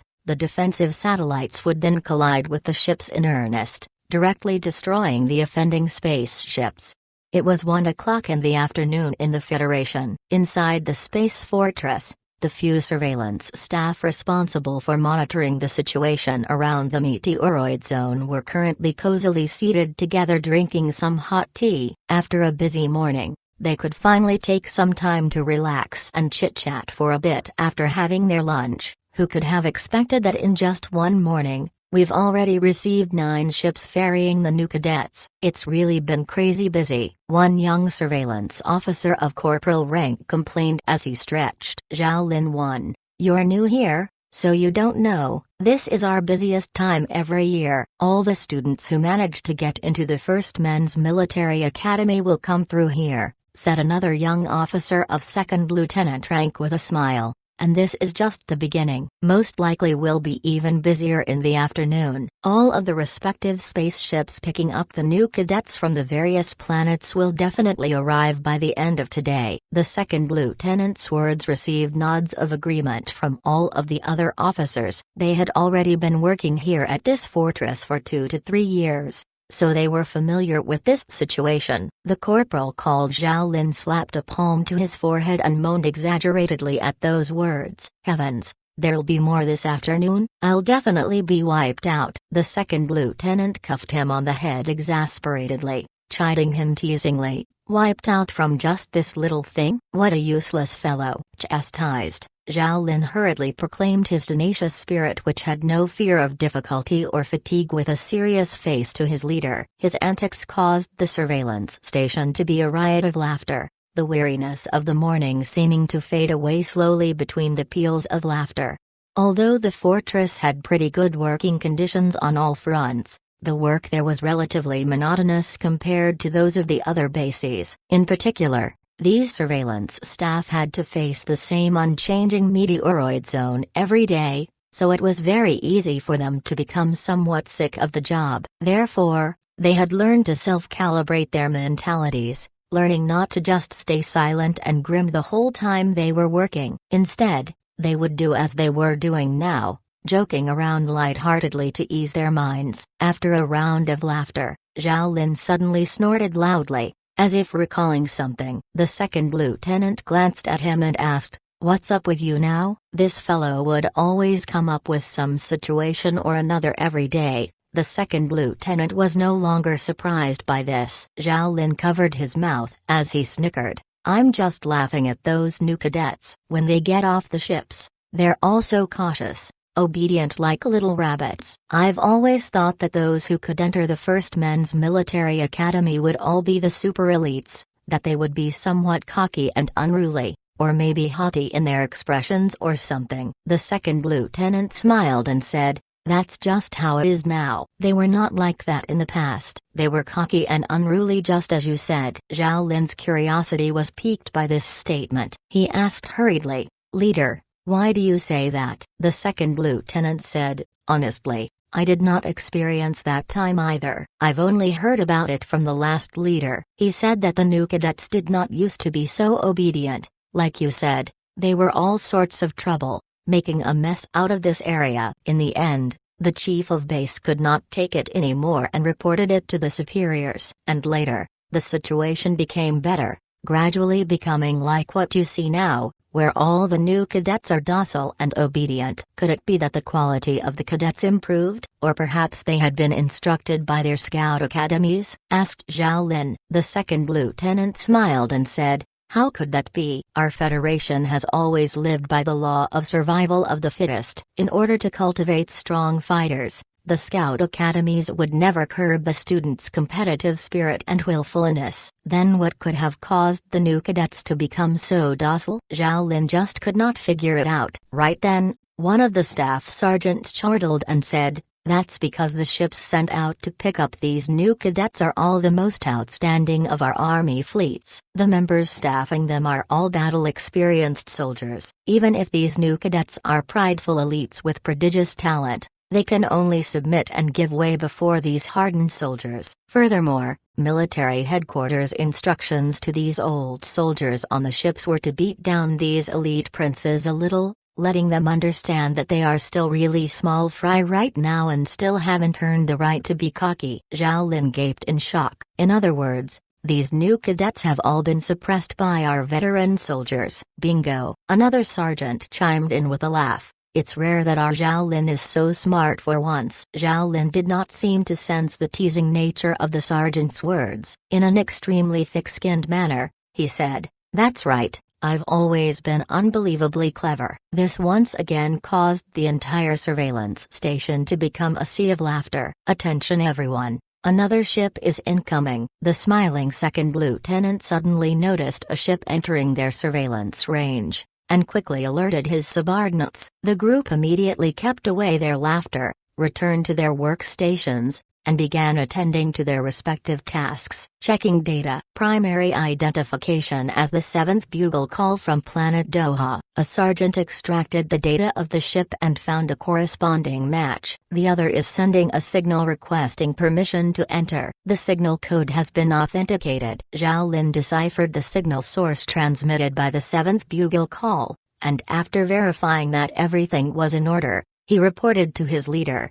The second lieutenant nodded and instructed, "Accept communications from signal source." Subsequently, a transparent pane of glass at the front of the surveillance station suddenly lighted up, and then a familiar figure appeared on it. Apparently, this viewing window which looked out at the starry skies also functioned as a giant screen. The second lieutenant saw the figure and immediately stood at attention and saluted. "Senior Colonel Tian Feng." "Greetings." Senior Colonel Tian Feng, who was the captain of the 7th Bugle Call, smiled dryly at this and said, "Greetings. Please wait a moment. We shall arrange the parking port for your ship." The second lieutenant sent the data of the 7th Bugle Call to air control. Soon, the department had responded and connected to the 7th Bugle Call's voice comms. Only after Senior Colonel Tian Feng's figure disappeared from the large screen did the second lieutenant breathe out weakly. Even just as an image, the pressure Senior Colonel Tian Feng exuded was still extremely overwhelming. This was probably what the presence of someone strong was all about. Zhao Lin wiped the cold sweat from his forehead and said somewhat hesitantly, "Just looking at Senior Colonel Tian Feng's virtual image is enough to make me feel like I can't breathe. He's so strong." "What kind of godly being is Senior Colonel Tian Feng exactly?" The second lieutenant's face was filled with admiration and respect as he said, "He is the only one among the fleet captains who has entered domain stage. Even though he is not a specialized mecha operator, his mecha control is also already at ace operator level. He is the Earth powerhouse of the Heaven and Earth powerhouse duo of our Federation." "Ah, so he is the Earth powerhouse of the Heaven and Earth powerhouse duo." Zhao Lin's eyes revealed his brimming admiration and respect. Compared to the God-class operator, who were like beings from legend, ace operators were undoubtedly closer to the grassroots. As such, they were respected and looked up to by countless warriors, who viewed them as their goal. Why would such an amazing person be sent out on this kind of mission? Zhao Lin felt indignant on Senior Colonel Tian Feng's behalf. The place he went to is Doha. The cadets there include those from the Central Scout Academy,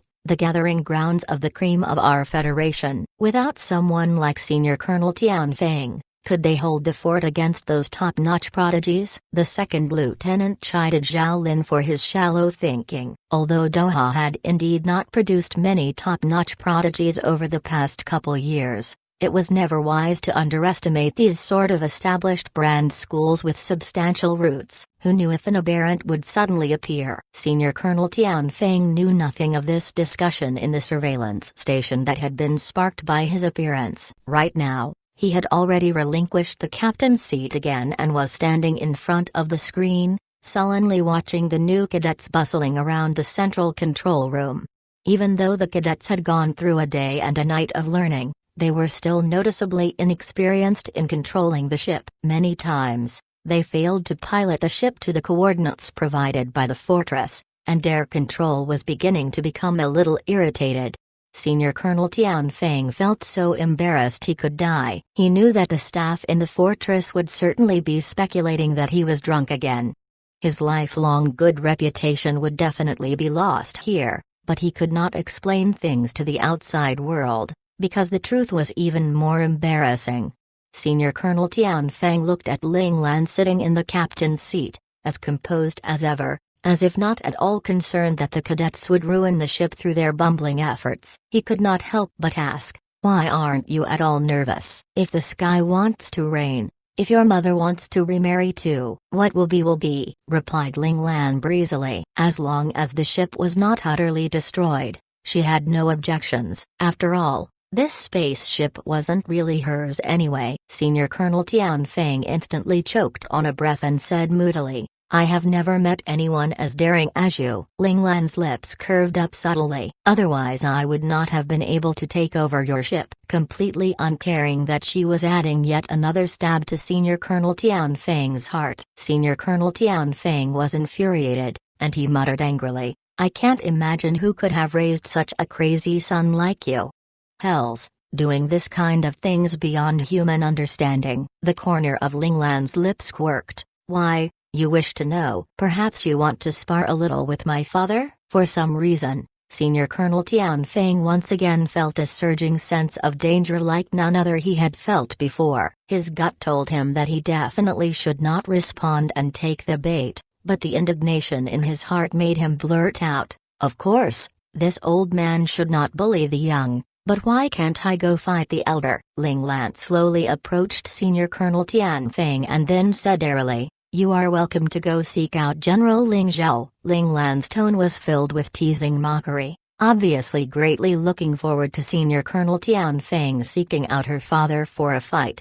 "General L. Ling Zhao?" Senior Colonel Tian Feng gaped, struck dumb by Ling Lan's answer. Still, he had no doubts that this was true. After spending one day and night with Ling Lan, he knew that the other did not bother with lies. Besides, only someone like General Ling Zhao could give birth to such an aberrant son like Ling Lan. At this moment, Senior Colonel Tian Feng had completely forgotten the research proof of the Federation, the theory that said that the gene potentials of the descendants of God-class operators were destined to plummet. Chapter 221, Salute. The Major saw Ling Lan saunter out of the captain's room, while his own captain stood there staring blankly. Without a word, he walked over and nudged his old friend. "What are you zoning out for?" Senior Colonel Tian Feng smiled dryly and said, "We did not lose randomly." "Why do you say that?" asked the major curiously. "Ling Lan is General Ling Zhao's son," mumbled Senior Colonel Tian Feng. Earlier, he had actually said he would go teach General Ling Zhao a lesson. This was absolutely a path towards death. The major was greatly shocked by the news. "What?" However, he soon calmed down again. Thinking back on all Ling Lan had done over this period of time, as well as the ruthlessness and determination with which he threatened Tian Feng, this was definitely not something a normal student would be able to do. He sighed softly and said, "Only General Ling Zhao could raise such an aberrant child.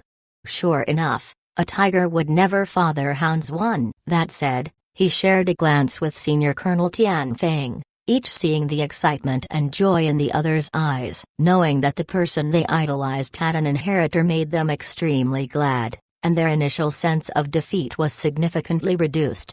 By this time, Ling Lan had already arrived at the central control room. The central control room was presently under Han Zhijian's command. Seeing Ling Lan enter the room, Han Zhijian quickly rushed over to ask, "Boss Lan, any instructions?" "If you all have had your fun, I hope that we'll be able to land properly on the landing frame the next time." Ling Lan's tone was light, as if just here to pass on a comment. Ling Lan's words made Han Zhijian's face flush red, and he immediately responded, "Understood, Boss Lan, we'll definitely land successfully the next time." Just as Ling Lan said, the cadets here under Han Zhijian had indeed gotten caught up in playing. This was because piloting a ship to land accurately was an extremely rare practicum to encounter, so the cadets in the central control room had not wanted to end it so soon. Thus, this had resulted in the ship's multiple failures to land correctly. Because the cadets still wanted to try one more time, Ling Lan and Han Zhijian's conversation was not something Senior Colonel Tian Feng and the Major could know of, because Little Four had long screened off this scene from the cameras. Frankly, in the captain's room, Ling Lan too had found the multiple failed attempts at landing objectionable. However, she could not scorn her followers in front of outsiders, which was why she had acted as if she was not at all bothered by it and fooled the other two in the room with her. Meanwhile, at this time, within the control tower of the fortress, the air control staff responsible for guiding the 7th bugle call could not help but shut off the communication device linked to the ship angrily and growl, "Godmit, what the hell is wrong with the 7th bugle call? Are the pilots all drunk off their asses, actually failing to land so many times?" The 7th bugle call had never been this troublesome to handle before. One coordinate was all it took for them to land efficiently and end things. When had it ever been necessary for him to roar out coordinates again and again? Be a little more patient. Senior Colonel Tian Feng of the 7th bugle call is not someone you want to offend. He protects his own the most. A friend beside him, who was also an air control staff, piped up with quiet words of caution. "I know, otherwise I wouldn't have turned off the communicator and just scolded them outright already," grumbled the air control staff. "All right,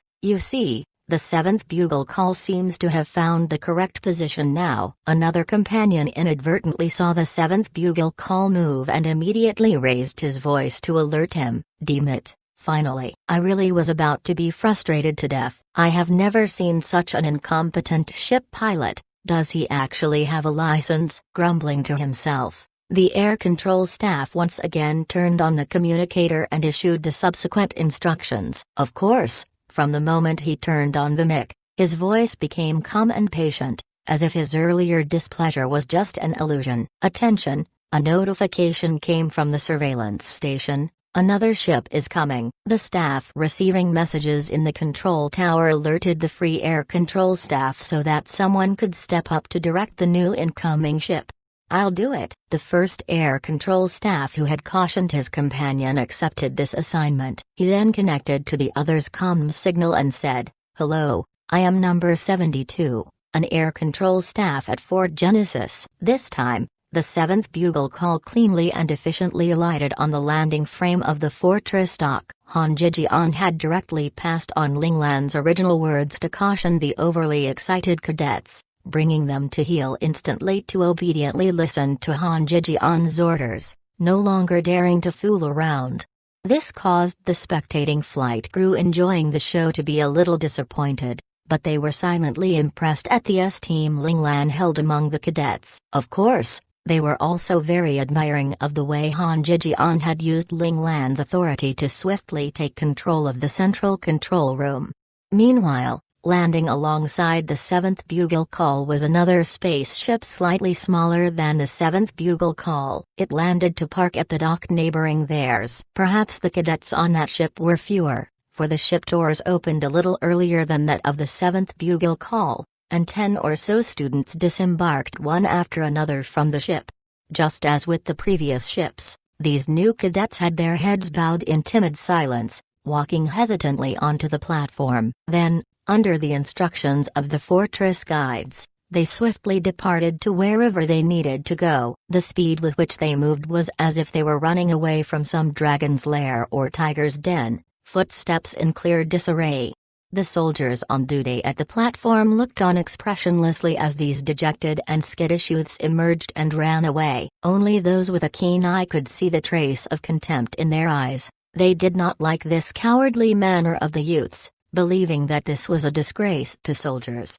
However, they were already used to this. Almost no cadet would behave differently. Even those rare few who had some fight on their faces would hold back and forcefully repress the indignation they felt, merely gritting their teeth to walk into the fortress. If any youth were to strut out proudly with their head held high from a ship, now that would be a shocking sight for these soldiers. Initially, the soldiers had thought that this scene would never happen, but reality would soon prove that anything was possible. The doors of the 7th Bugle Call finally swung open, and the new cadets, who had already gathered their belongings, stepped out of the ship with faces filled with excitement. Their eyes were brimming with curiosity, and some of the more daring ones were even asking those staff on duty in low whispers what the weapons they were carrying were. This sort of unusual behavior made all the staff on duty share baffled looks with one another, beginning to doubt whether the people from this ship were truly new cadets for this year,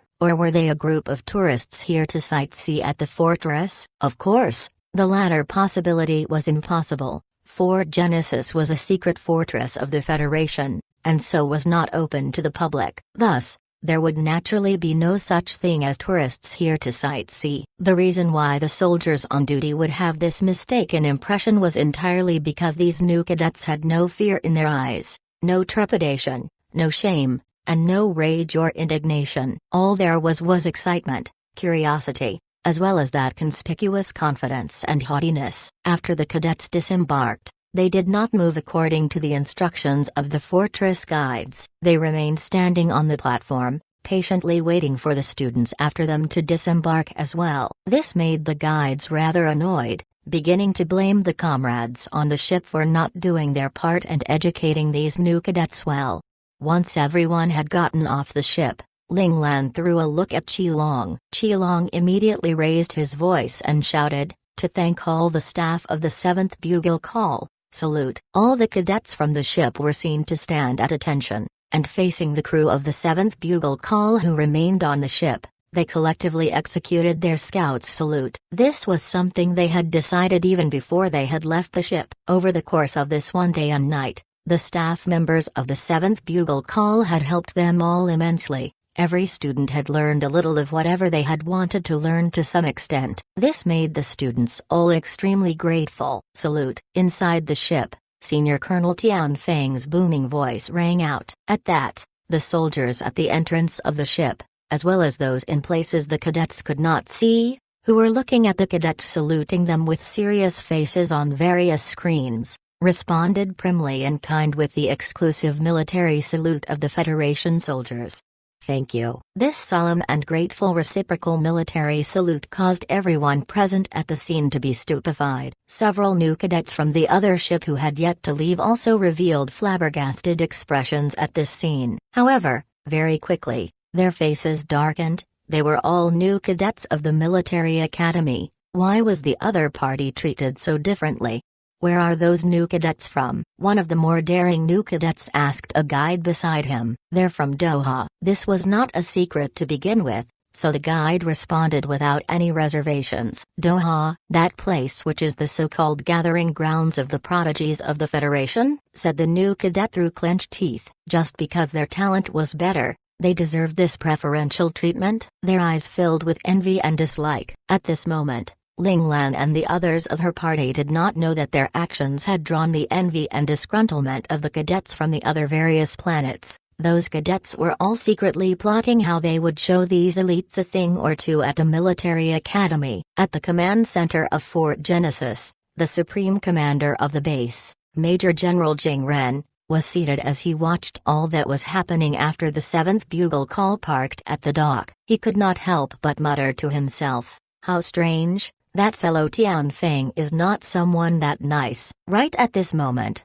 The main door to the room was shoved open roughly, and a hulking figure walked in unceremoniously to slump into the large sofa before the Major General's desk, hiking up a leg to rest his ankle on the other leg's knee without any concern for decorum.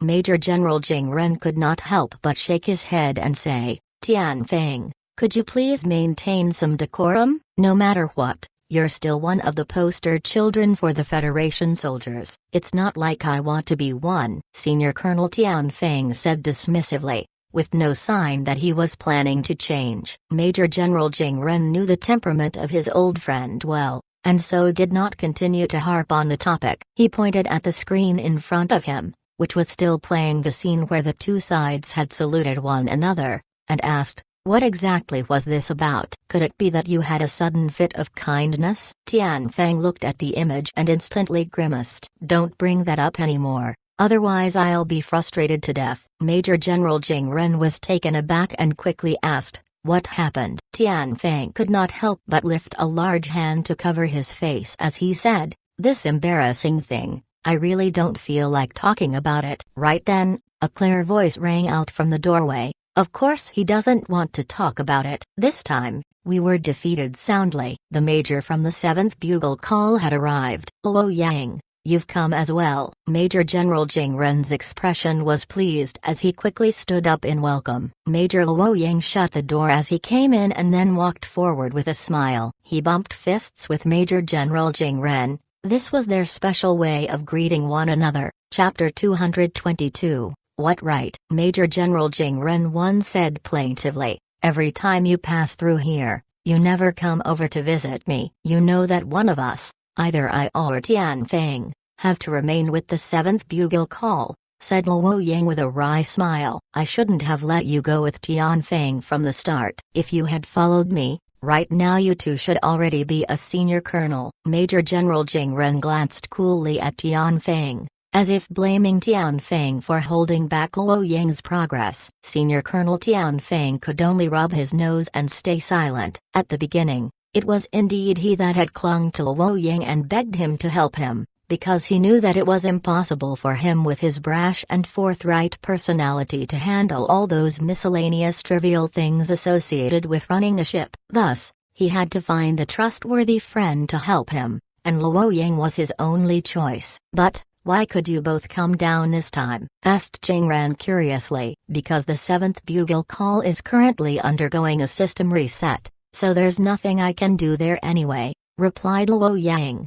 "Reset?" Jing Ren's face paled slightly. What in the world happened? Unless something major occurred or the system became corrupted, there would be no need to reset the system. It looked like the 7th Bugle Call had indeed gone through some major incident. Luo Yang and Tian Feng glanced at each other and smiled dryly. In the end, Luo Yang was the one who answered, honestly, "This incident could be seen as major, but could also be seen as minor. Our ship was taken over by the new cadets from Doha." "Personnel control?" Jing Ren saw the wry smiles on their faces and his expression changed drastically. Could it be that the administrative rights of the ship changed hands? Senior Colonel Tian Feng chuckled dryly and said, "Exactly. If not for this reason, would anyone on board have been able to control a domain master like himself?" It took a long while for Jing Ren's fluctuating complexion to ease and recover. His expression was grim as he said, "This matter must not be discovered by military headquarters, otherwise, both of you will be punished, perhaps even court-martialed if you're unlucky. With so many cadets involved, this matter may not be able to be contained," said Luo Yang.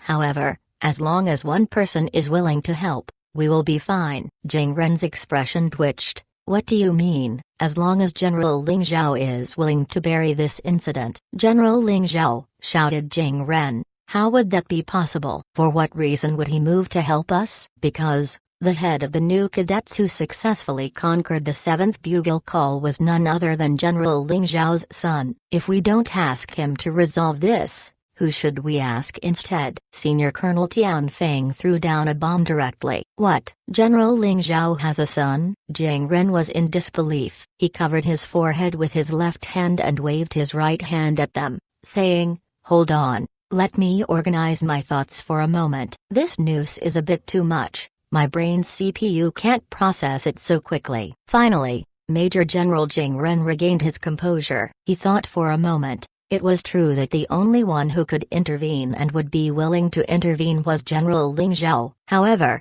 Major General Jing Ren was still a little worried. Will General Ling Zhao intervene just because his son was involved? Senior Colonel Tian Feng chuckled and said, before he left, Ling Lan hinted for me to go seek out General Ling Zhao. This Ling Lan is General Ling Zhao's son then? Had he already considered the consequences? If that was the case, this youth Ling Lan was really not simple. A brilliant gleam of light flashed across Jing Ren's eyes. Whether it was in terms of skill or strategy, he was very strong. His future achievements are very likely to be no less outstanding than General Ling Zhao's. Luo Yang greatly admired Ling Lan, believing that the other's future was immeasurable. That brat is as bold as brass, and his heart is strong enough to make hard decisions, no matter whether it's against himself or his companions. Even I am a little chilled by how ruthless he can be, said Senior Colonel Tian Feng with a solemn expression as he stroked his jaw. I'm very worried he will go too far. Senior Colonel Tian Feng had a different opinion than the major. He was afraid that after this triumph,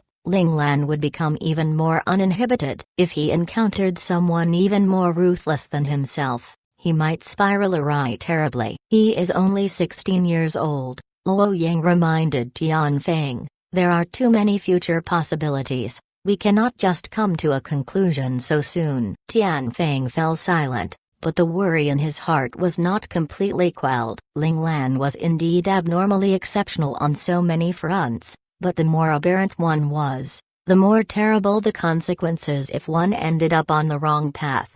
Hey, what are you worrying for? Isn't he General Ling Zhao's son? Jing Ren reminded Tian Feng. With the large tree Ling Zhao to provide shade, they should not be worrying over mere conjectures. Tian Feng was enlightened and instantly broke out into laughter. In his mind, he felt somewhat odd at the fact that Ling Lan had left such a deep impression on him that it had made him forget about General Ling Zhao. How fearsome was his force of presence that it could suppress the thought of his personal idol. Meanwhile, at this moment, Ling Lan and company were making their glorious way to the venue prepared for the new cadets to eat and rest. The fortress cafeteria. They had already been notified by the guides that they would board a new spaceship at 5 p.m. in the afternoon to begin the next leg of their journey. Boss Lan, it's just as you predicted. This is a transfer station, said Han Jijian softly. Ever since Ling Lan had found out that their destination was here, she had predicted that this was very likely just a transit point, and it was now proven that Ling Lan's prediction was right. Such a large party suddenly entering the cafeteria, dressed in attire which was not Federation military uniform. It was obvious that these people were new cadets of the military academy. However, this batch of cadets all had smiles on their faces, easy and carefree, and when they entered the cafeteria, they were not as quiet as the other cadets before them. Quite a few of them were happily chatting with one another. The atmosphere of the group exceptionally lively. The attention of all the other new cadets in the cafeteria was instantly drawn to the group, all of them trying to guess which planet these people were from. At a round table in a corner, a group of about 10 cadets was also looking at the party. One of the cadets, a youth with a cultured and refined air, had a contemplative expression on his face. Zhuya, what have you discovered? A youth with a lazy expression by his side noticed his serious expression, and spoke up to ask. The contemplative youth was jolted out of his thoughts. His brow furrowed and he said, Wang Hua, this batch of people are not simple. We should not cross them for no reason. Zhuya glanced at his companion beside him, and gave these words of caution. Oh, Wang Hua did not seem to think much of his friend's warning, and his expression reflected his nonchalance. The group is not divided. They all chose to sit together. This means that there must be a central figure among them, perhaps someone strong enough that everyone is willing to defer to. We have just entered the military academy. Before we figure out the other's strength, it is best we do not offend them simply. Zhuya did not think that they could go up against these several hundred people with just the 10 of them. Even if his group were all exceptionally capable, they could not hope to prevail against those many fists. At this time, A youth who had been outside scouting for information returned and leaned over by Wang Hua's ear to elaborate on the other's background. Wang Hua's expression, which had tightened up a little due to Zhuya's words, became relaxed once more after hearing what the scout had to say. He said mockingly, "So they are from Doha. What use is there even if they have more people? Who have they produced over these past couple of years? Haven't they still been pushed below our Wuji Galaxy 2 for 3 consecutive years, unable to do anything about it?" Although Doha has not produced anyone of note these last few years, it is still the gathering ground of the various notable prodigies of the Federation. After all, we cannot underestimate them. Zhuya was undoubtedly cautious. Before they found out more about the other, he did not approve of offending the other without good reason. "Alright, I'm not going to argue with you. As long as they don't bother us, I definitely won't bother them first." Wang Hua finally lifted his hands in surrender after Zhuya's multiple warnings. He then changed the topic and said, "Zhuya, do you get the feeling that their expressions are a little different from those of the other cadets from the other planets? It's as if they did not receive much suffering. Could it be that they were not harassed by the crew of their ship at all?" It should be known that along the way, they had been harassed endlessly by the crew on their ship. Although they had tried to resist at first, as they saw the numbers the other side had, as well as the other side's strength, they had had no choice but to lower their heads in submission. However, perhaps because the 10 of them had proved themselves stronger than the other cadets by a head, those crew members had seemed to go a little easier on them. The crew had not bullied them as harshly as they had with the other students, almost causing those other cadets to lose their confidence. Zhuya too had this doubt in his mind. This is also something I would like to know. Why could they still maintain the brimming confidence and haughtiness of their youth? After this journey, even the always cocky Wang Hua had become much more reserved, knowing how to take a step back and take others' reactions into consideration. Zhuya mumbled to himself, "We'll be traveling with them later on. We'll definitely be able to find out some answers to this mystery." There were not many people in the cafeteria. Ling Lan and the others very easily found a relatively spacious area to sit at. As usual, Ling Lan's team, Wu Jiang's team, and Li Yingji's team each took a round table, while the other teams spread out to settle around the tables circling these 3 teams. Ever since finding out that these teams before them had orchestrated the conquest of the ship, giving them the learning opportunities on the ship, those students who were not from the Central Scout Academy too did not want to get separated from these strong teams.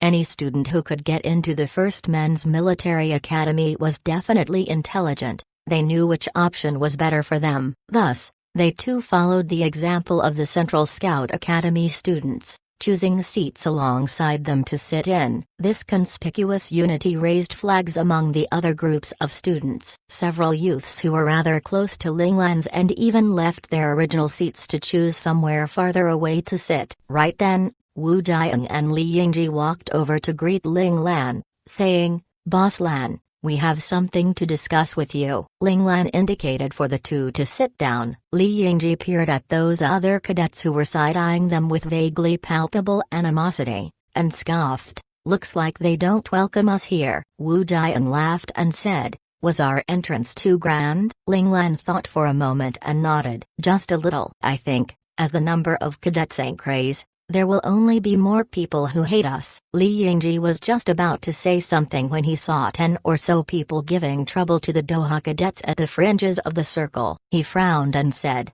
"There's someone looking for trouble with us?" Wu Jiang had also seen it. "It's not our Central Scout Academy. They're bothering the cadets from the other Doha Scout Academies. Should we help?" Qilong looked towards Ling Lan. Even if those people were not from their Central Scout Academy, they were still from Doha, companions from the same planet. Qilong did not want to see them being bullied. "Let's leave this to Li Yingji." Ling Lan's words made the small group turn to look at her in shock. "Why?" asked Li Yingji with a disgruntled expression. Hells, it wasn't like he was Ling Lan's follower. What right did Ling Lan have to order him around? Chapter 223, Natural-Born Rogue. In their eyes, we already are one group. Or, are you saying you want to be separate from us? Ling Lan glanced at Li Yingji coldly. her piercing and frosty gaze causing Li Yingji's initial disgruntlement to disappear instantly. Still, he turned to look unhappily at Qilong and said, "Qilong is stronger than me. Wouldn't it be better for him to go?" Ling Lan's slender fingers gripped Qilong's lower jaw abruptly, pulling him forward to let Li Yingji take a good look at that affable face with its honest grin. She asked calmly, "This face, do you think it looks like a domineering and unreasonable, arrogant face which would bully others?" Li Yingji choked, and seeing Qilong grinning guilelessly at him, his eyelid began twitching violently. This face of Qilong's was the exemplar of "I am an honest man, I am a good person." If he stepped forward, let alone suppressing the other party, he would most definitely end up raising the other party's morale. Even if they managed to defeat the other in the end, the other side would still have doubts whether the result was due to their own carelessness. It would have no deterrent effect whatsoever. Just as when he had first lost to Qilong, that feeling of not being convinced, thinking that it was all his own carelessness. No, even now, he still wasn't convinced by the other. Even though he knew very well that Qilong was indeed stronger than him by a hair, he just could not muster up true deference for Qilong. Li Yingji subconsciously peeked at Ling Lan, and then looked again at the silly grin on Qilong's face. He suddenly understood why he could not defer to Qilong, because Qilong lacked the type of nature-defying domineering air that Ling Lan exuded. Although Boss Lan had tucked away that domineering air very cleanly at the moment, when he unleashed it during confrontations, that air was enough to make him quake in his boots. This fear had slowly seeped into his bones with the passage of time, causing him to no longer be able to even conceive the notion of resisting. Our group cannot only have one image to present to the public. Our amicable and reasonable side can be assigned to Qilong. Ling Lan released Qilong's jaw, retracting her right hand. Seated beside Ling Lan, Luo Lang took a wet wipe out from his backpack with an expression of disgust. Lifting up Ling Lan's right hand, he carefully and meticulously wiped Ling Lan's slender jade fingers clean. "Fine." He admits that he thinks Qilong's oily face would really sully Boss Lan's graceful and beautiful fair hand. He needed to serve his boss well by cleaning his hand up. This scene rendered Qilong speechless. Hells, was he being viewed as a virus right now? As one of the parties involved, green veins popped up on both of Ling Lan's temples, twitching. However, seeing Luo Lang's serious expression, Ling Lan decided to just ignore this and let him do what he wanted. After all, she was just temporarily giving up her right hand and there really wasn't any harm in this. At the very least, it was hygienic. She would not have to go wash her hands especially after this. Ling Lan studiously ignored the other's side eyes, and continued to say, "Being cocky is equally important. This can deter some minor villains from crossing us simply. We also need to be domineering sometimes. At times, acting right away is much more effective than arguing back and forth with people." Ling Lan clearly stated her opinion. In order to thrive in the First Men's Military Academy, constantly compromising and being accommodating was not the best plan. Wu Jiang nodded thoughtfully while Han Jijian stared blankly. Then, like a window had been opened, his gaze grew brighter and brighter. Did Boss Lan mean to use both soft and hard tactics simultaneously, being forceful on both fronts? But why do I have to act? Li Yingji still did not comprehend Ling Lan's decision. Qilong may be unsuitable, but wasn't there still Wu Jiang? Ling Lan cast a glance at him and her lips quirked up slightly. "An arrogant rich family's son, isn't that your original form?" These words of Ling Lan made Wu Jiang, Qilong, and the others burst out into laughter. Those team members sitting close enough to hear, including those from Li Yingji's team, all laughed secretly as well. They were recalling Li Yingji's arrogant behavior when he had first entered the Scout Academy. It was as Boss Lan said, Li Yingji had truly been an annoying, wildly arrogant, and self-conceited descendant from an elite family. Ling Lan's words made Li Yingji's face darken completely, because he too had remembered his horrible manner back when he was young and ignorant. That would be an unshakable stain for his whole life. Ling Lan felt that she should not continue to bully this annoying-looking rich kid, who was really just a prideful tsundere little Yukwan, so she patted Li Yingji lightly on the shoulder and said, "Frankly, We're all not suited to do this. In terms of family standing, none of our backgrounds are deeper than yours." Ling Lan secretly crossed her fingers behind her back at this. "So only you are suited for this task. You will pull it off the best." Like Wu Jian, his face is filled with righteousness. One look and you can tell he's from a regimented military family. "Can you really ask him to act as an arrogant and unreasonable 2nd generation ancestor too?" asked Ling Lan in return, pointing at Wu Jian. "Yes, Li Yingji. You naturally possess that arrogant air required. No one can beat you. You should just make the sacrifice for our party." From Ling Lan's words, Wu Jian could tell what his future image would be,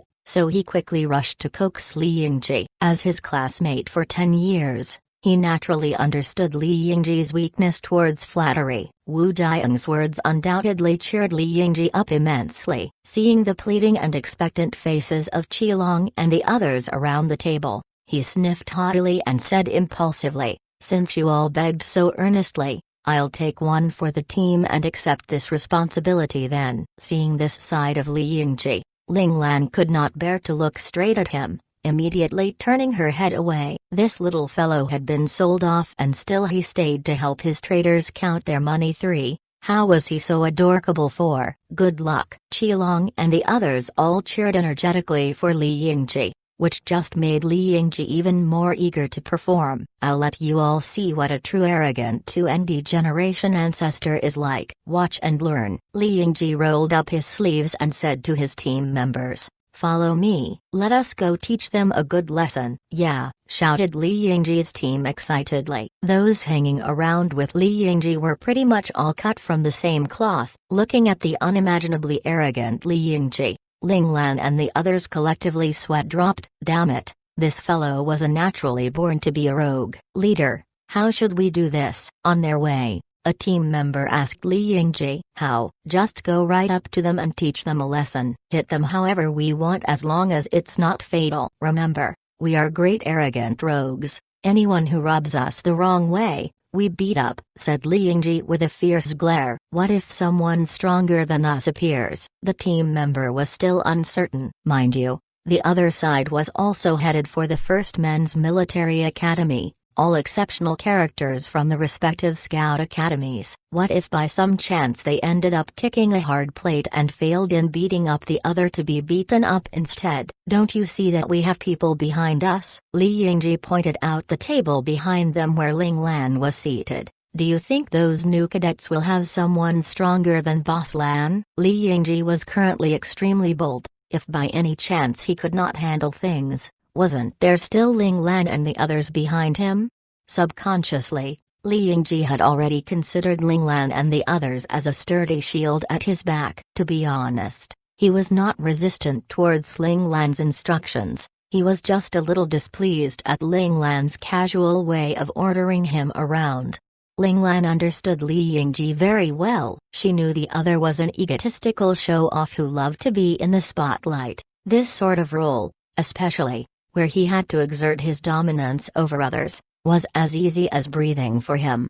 Meanwhile, at this time, at a table on the outermost edge of the circle, two parties were locked in an argument. "Wu Yong, don't you go too far." One of the Doha cadets seemed to know the person who had came to provoke them. "Wu Pei, I'm going too far. If you hadn't set me up, would I have remained to study at a scout academy in Planet Drun?" said Wu Yong coldly. "Even so, I have still managed to enroll into the 1st Men's Military Academy. You cannot destroy me. That matter back then is all just your imagination. I have nothing to do with it. Since we have both gotten into the 1st Men's Military Academy, this is something worth celebrating." "Why are you still here to seek trouble with me?" asked Wu Pei calmly. "Because I have already wanted to beat you up 10 years ago. You just ran away too quickly, hurrying off to Doha, never returning in 10 years. Unexpectedly, I have finally bumped into you again today and can finally clear up our debt back then." Wu Yong continued,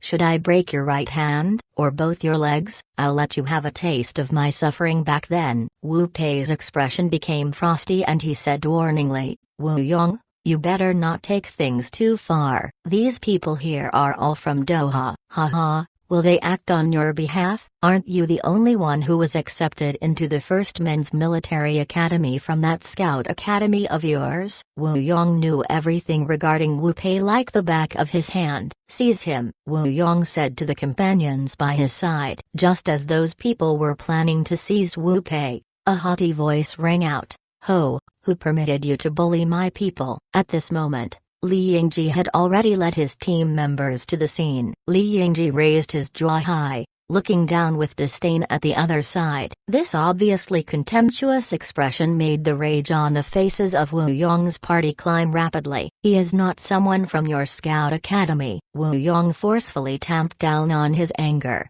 coolly warning Li Yingji not to interfere needlessly. HMPH, hasn't anyone told you that all of the people from Doha are under my protection? These words of Li Yingji were said with arrogance, but they received echoing support from the other academies from Doha. Yes, we're all under his protection. Everyone knew that this was just Li Yingji's excuse for butting in to help, so they all spoke up to accommodate him. Are all people from your Central Scout Academy so arrogant? A cold glint glimmered in Wu Yong's eyes as he said sinisterly. Li Yingji did not respond, instead turning his head to ask the other students from the Central Scout Academy behind him. Brothers, someone is saying that we're arrogant. Should we not disappoint them then? Yeah. Quite a few of the Central Scout Academy students who were more combative all stood up and surrounded the group, seeming as if they were eager to begin fighting right now. This scene made Wu Yong hesitate, not daring to move recklessly,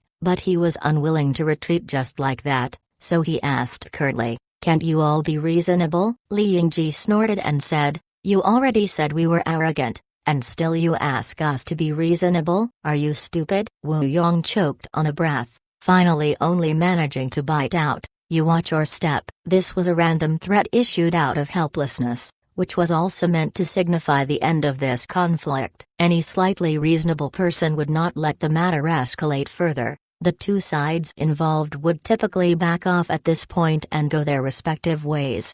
But who was Li Yingji? He was an absolutely unreasonable and arrogant elite family princeling. The moment he heard the other words, he became unhappy. "Watch my step?" Li Yingji chuckled darkly. "I would really like to see how you will make me watch my step. You bastard." Beat him. Chapter 224, The Deep Waters of the Military Academy. Following this cry, Li Yingji's team and those Central Scout Academy students whose fists were already itching for a fight leapt forwards, rounding up all 10 or so students of the other group. The cafeteria became a complete mess, the group fight kicking off just like that. Qi Long stared dumbfounded at the scene before him, mumbling to himself, "They really began fighting?" Truthfully, he had actually thought this conflict would be peacefully resolved. Ling Lan rubbed her brow helplessly, her head beginning to ache slightly. This Li Yingji was truly hard to control once his arrogance was in full swing. Still,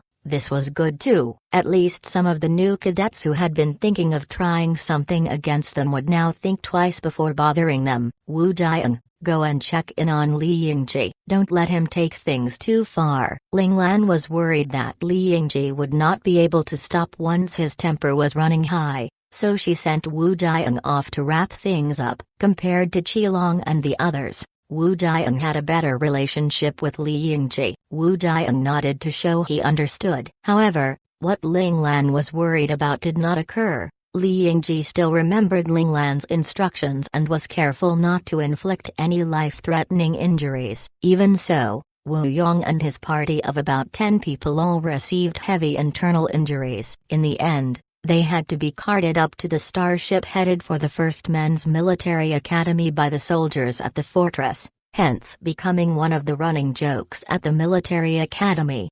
This made those students bear a terrible grudge against the students from Doha. In the end, they even joined forces with those who opposed the Doha faction, adding a considerable amount of obstruction for Li Yingji and the others. Of course, this would all take place in the future, so we won't talk about it here for now. This scene was taken in fully by the group that had been observing Ling Lan from a corner. "Zhuya, looks like you were right. This year's Doha is indeed not simple. We need to watch out for this person," said Wang Hua grimly, pointing at the flamboyantly arrogant Li Yingji at the center of the chaos. Zhuya nodded, but his gaze was directed at the table Ling Lan was at. He had seen Li Yingji leaving from that table. Then, what sort of characters were the people at the same table with him? Zhuya believed that all these people were definitely not simple. He even suspected that the one who truly had the strength to rally the other talented students to his side was not actually that arrogant youth, but was likely one of the others laying low at that table. Zhuya swept his gaze across the group gathered there. He automatically skipped over Luo Leng and Ling Lan, the two weakest-looking members, and his eyes landed squarely on that agreeable grinning face of Qilong's. Was he the one? Doesn't seem like it. Or perhaps him? Ziyi's radiantly smiling face leapt into focus. Or perhaps him? Han Zhijian's cold and stern face made Zhuya's irises narrow abruptly. He had sensed an invisible pressure pressing down on him.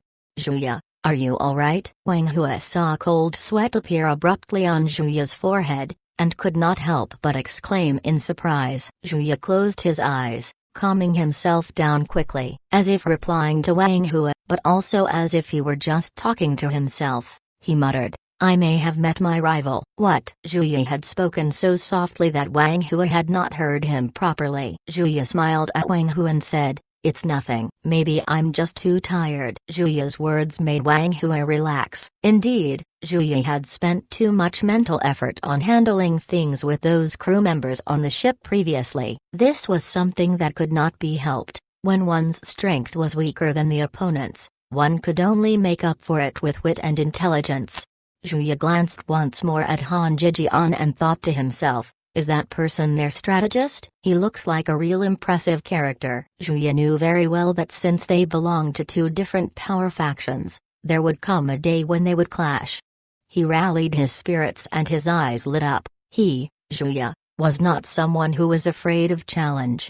As if sensing something, Han Zhijian swept his gaze around the cafeteria, but could not pin down that sense of being watched. He silently shook his head. Could it be that he was being paranoid? After the fight, the cafeteria fell silent once more. As the Doha contingent was greater in number, they dominated almost a large half of the cafeteria, while the students from the other planets were spread out across the other half, staring warily at the Doha party. In the interim, several more ships had arrived one after another. Finally, when the cafeteria was almost fully packed, the students received the notification that they were about to board a new ship and begin the new leg of their journey.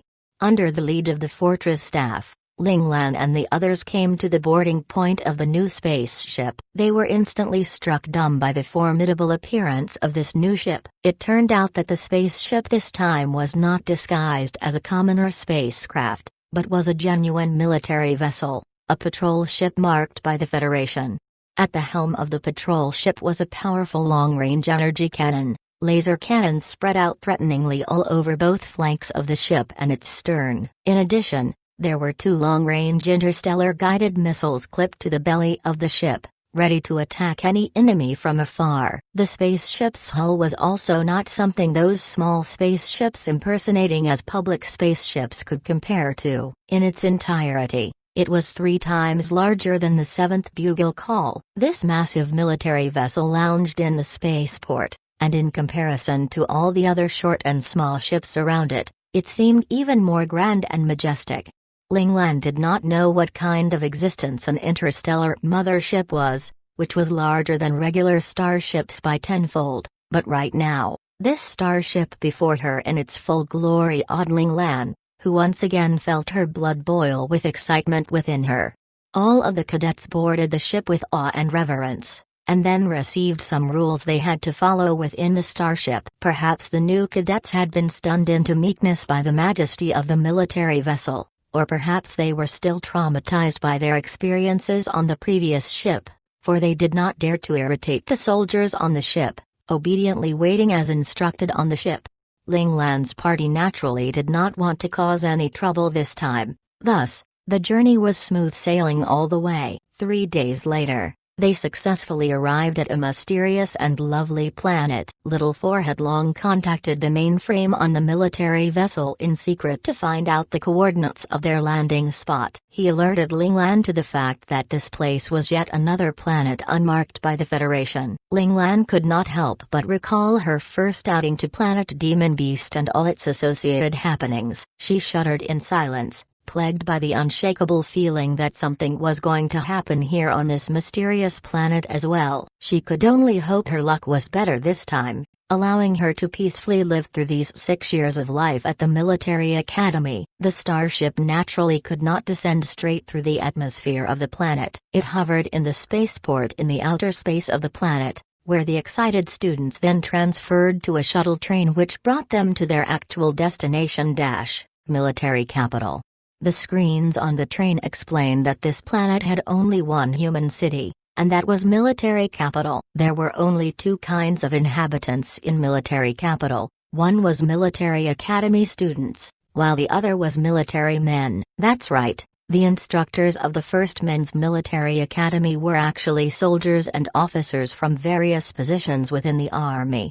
The construction of military capital was very beautiful. The arrangement of its buildings was set according to the ancient Bhagwan. Without the relevant map, it would be very easy to get lost in the maze of buildings. The heart of military capital was a flower garden plaza, which took up a vast amount of land and was also extremely beautiful. To accommodate his location, there were no tall buildings around it, with only a few non-standard small buildings nestled among the trees. You ask where the military academy was? In fact, the entire military capital was the military academy. Here, all the buildings were places where the students could study, rest, entertain themselves, or shop. The facilities of military capital were exhaustive. Anything for eating, using, wearing, and even playing could be found here, never ever giving one the feeling that they were living in an enclosed world. Furthermore, the virtual world was openly accessible to the cadets at all times to log in and out as they liked. When Ling Lan's year of cadets stepped into military capital,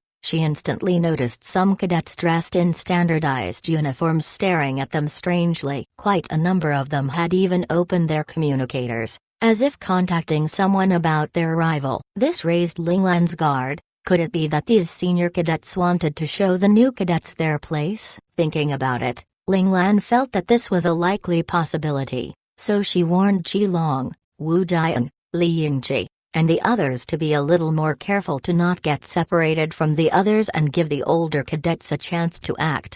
It looked like the waters of the First Men's Military Academy were pretty deep. Ling Lan notified Lin Zonking and Ziyi with a serious expression that they needed to swiftly find out more about the situation at the First Men's Military Academy, especially with regards to the various factions and their leaders. Ling Lan thought silently, it looks like it wouldn't be as easy as she had thought to establish a foothold here in the First Men's Military Academy. Of course, Ling Lan was not cowed by this, ever since she knew that Ling Zhao would be there behind her to support her and clean up any messes. Ling Lan had become much more daring than before. In the garden of a particular villa in the fourth-year dormitory district, 4 young men were idly playing cards. One of them was very well built, his strong square face filled with a fierce coldness. Even when playing cards, his demeanor was extremely serious, just as if he was currently embroiled in a huge mecha fight, filled with concentration. Across from the well-built youth was an extremely handsome young man. However, this handsomeness was filled with a sense of perversity. Slightly narrowed eyes and a constant half-smile naturally made him ooze deviousness in others' eyes. On the right-hand side of the youth with the devious air was an extremely plain-looking youth. However, his simple attire and appearance did not make him pale in comparison to his uniquely striking companions. It was as though he were between 2 sparkling diamonds, but continued to emit his unique luster as a luminous pearl, no weaker for the difference. Meanwhile, across from the plain youth was a young man wearing a half-mask covering the top half of his face. His soft red lips always carried a beautifully curve, and the eyes behind his mask constantly emitted a warm sense of laughter. The aura around him was warm and welcoming, making others feel like getting close involuntarily. It should be said that the one who gave others the first impression of being harmless and friendly was unquestionably this youth. I heard that an aberrant talent is coming from the Central Scout Academy of Doha this year. The devious youth flicked at the cards in his hands, sharing some rumors he had heard with an intrigued expression on his face. "Where did you hear that from?" asked the plain youth with a quirk of his brow. The devious youth smiled slightly. "Who else but our old rival, that Zhang Jing'an who came from the Central Scout Academy. Ever since he lost to us, he has mentioned that the strongest aberrant prodigy of the Central Scout Academy will be coming to our military academy this year." It is impossible to forget. The well-built youth acted as though he had heard nothing, pulling out one of the cards in his hand seriously to place it on the table, and called out, "Jack." Then, he turned to look at the masked youth and said, "Lan, it's your turn now." He was not interested in this sort of rumor. If a strong mecha fighter appeared, perhaps he might pay more attention. The warm youth abruptly collapsed the cards in his hands, and then said with a smile, "Zhao Jun, don't rush. The card will come out eventually." He slowly pulled out a card from the closed deck in his hands, lightly placing it on the table as he asked, "Han Yi, do you know who that is?" Chapter 225, The Various Factions. "I don't know." "Zhang Jing'an has not said anything more," replied Han Yi. "However, according to my sources, he will go pay a personal visit to that person today." He randomly drew a card from his hand and threw it onto the table, and then stroked his jaw and said, "I really want to know right now, if that aberrant prodigy really joins Zhang Jing'an's faction, who will be the true leader of the Doha Central Scout Academy faction." The plain youth smirked and said, "Zhang Jing'an has made a wrong move. If that person is truly as aberrant as he said, he will definitely not be able to suppress the other." That said, he glanced at the cards on the table and said, "I pass on this round." "Zhao Jun, it's your turn." Zhao Jun looked at the cards and shook his head, signaling that he too could not play this hand, and gestured for the next player, Li Lan, to play his card.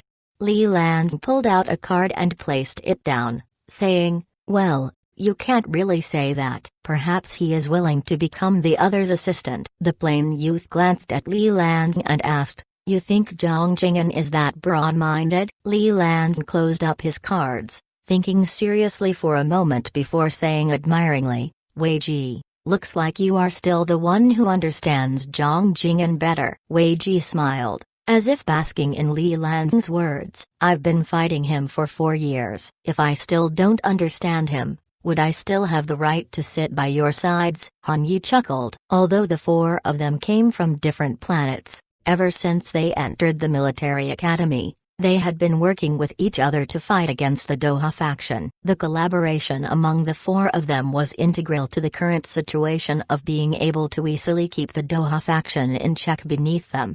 "That's why I say we still need to continue cooperating. We cannot let Zhang Jing'an find a chance to put on airs," said Han Yi. Zhao Jun shrugged and said, "Leave me out of all this plotting and scheming. If a fight breaks out, just let me know then." Wei Ji side-eyed him and said tonelessly, "We don't expect you to come up with any strategies anyway. All you need to do is fight." Zhao Jun glared at him angrily, but just as he was about to say something, Li Lan spoke up, "Zhao Jun is the best among us in terms of mecha piloting. If we don't rely on him for fighting, who should we rely on?" That said, he threw an admiring gaze at Zhao Jun, snuffing out the rage in Zhao Jun's heart instantly. He patted his chest firmly and said, "Don't worry, leave the fighting to me." Han Yi and Wei Ji shared a glance subconsciously, a trace of apprehension in their eyes. However, they soon regained their composure, one resuming his airy manner,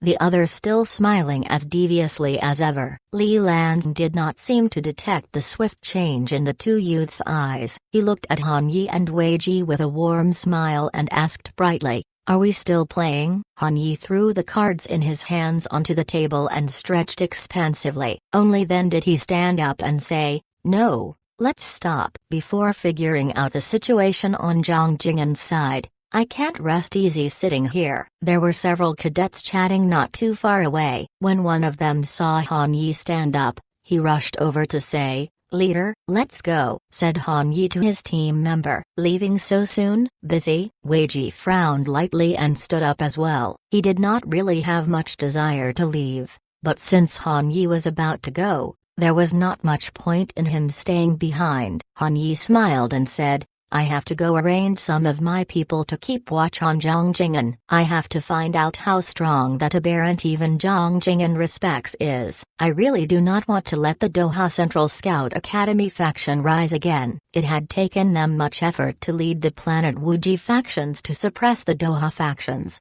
He had no intention to relinquish his position as the third in power.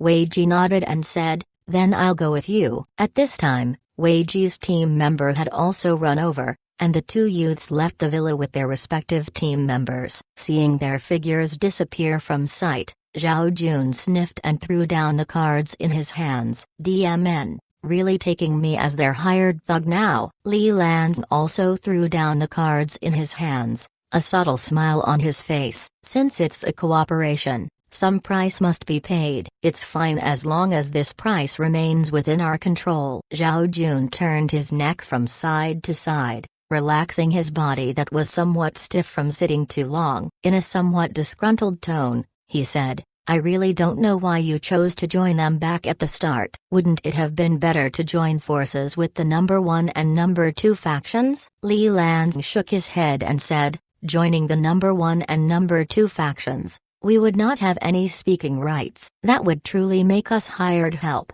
Conversely, joining them, to protect their third position, they would definitely value us highly. We can only truly establish a foothold within the military academy with the speaking rights this affords us." Zhao Jun knew that what Li Lan said was not wrong. He glanced at Li Lan worriedly and said, "But, they have still begun to fear you." Li Lan smiled and said, "It's fine. A lone wolf like me, even if they fear me, the fear won't grow by much. It'll be okay as long as you don't act as if you're too close to me. You told me to pretend to be a simple-minded brawny character, while you're the mediating character between me and them. If I'm not close to you, who am I close to?" Zhao Jun huffed coldly. If he was not close with Li Lan, then that would truly be suspicious. "It's actually not a huge problem, as long as you act as impulsive and eager for a fight as usual. They will think it's very easy to control you, and hence not worry about me too much," said Li Lan.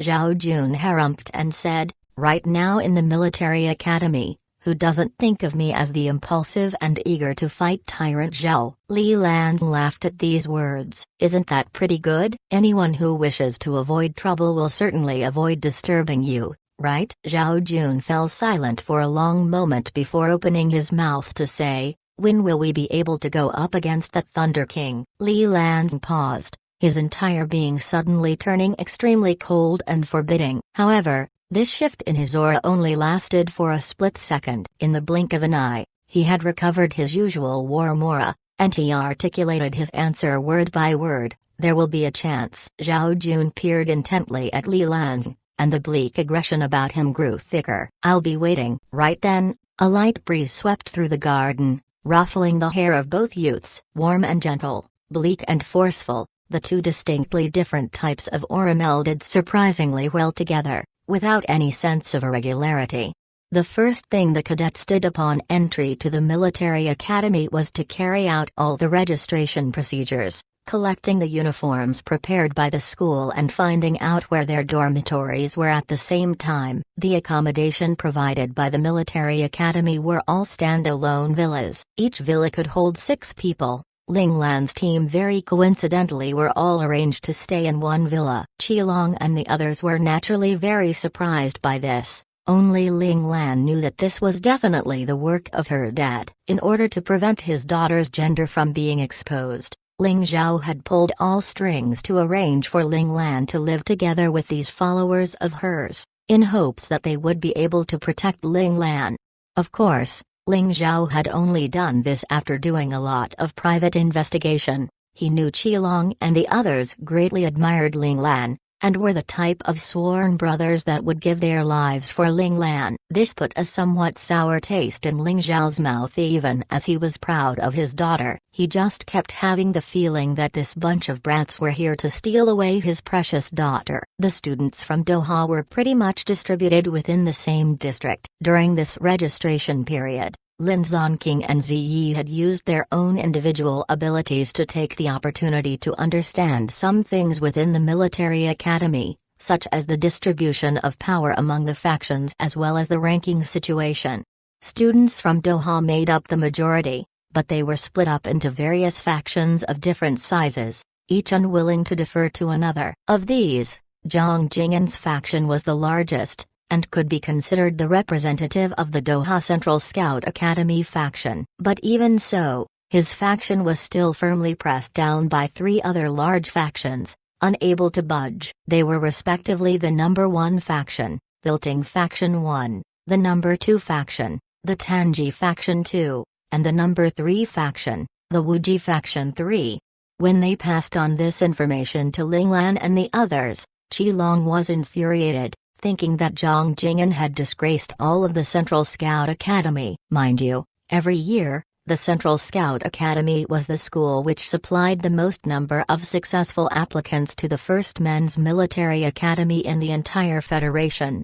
Ling Lan and Han Zhijian shared a glance, a trace of understanding in their eyes. Han Zhijian voiced a reminder, "Looks like Zhang Jing'an will soon be coming to find us." He turned to ask Ling Lan, "Boss Lan, what should we do? Collaborate or refuse him?" "Let him come." Ling Lan did not state her stance just yet. Han Zhijian's eyes glinted, as if understanding something, and he said nothing further. Seeing this, Qilong and the others cleverly asked no questions. They had long learned that when Boss Lan and Han Zhijian were speaking, they would need to go through several twists to fully understand what was going on, so it would be pointless even if they asked. Sure enough, just as Ling Lan finished washing up and was lounging on the living room sofa to rest, Zhang Jing'an came to visit. Being able to source Ling Lan's address at such short notice, Zhang Jing'an was still rather capable. Zhang Jing'an had brought his few team members along. Qilong had already been instructed by Ling Lan to let them in without giving them any trouble.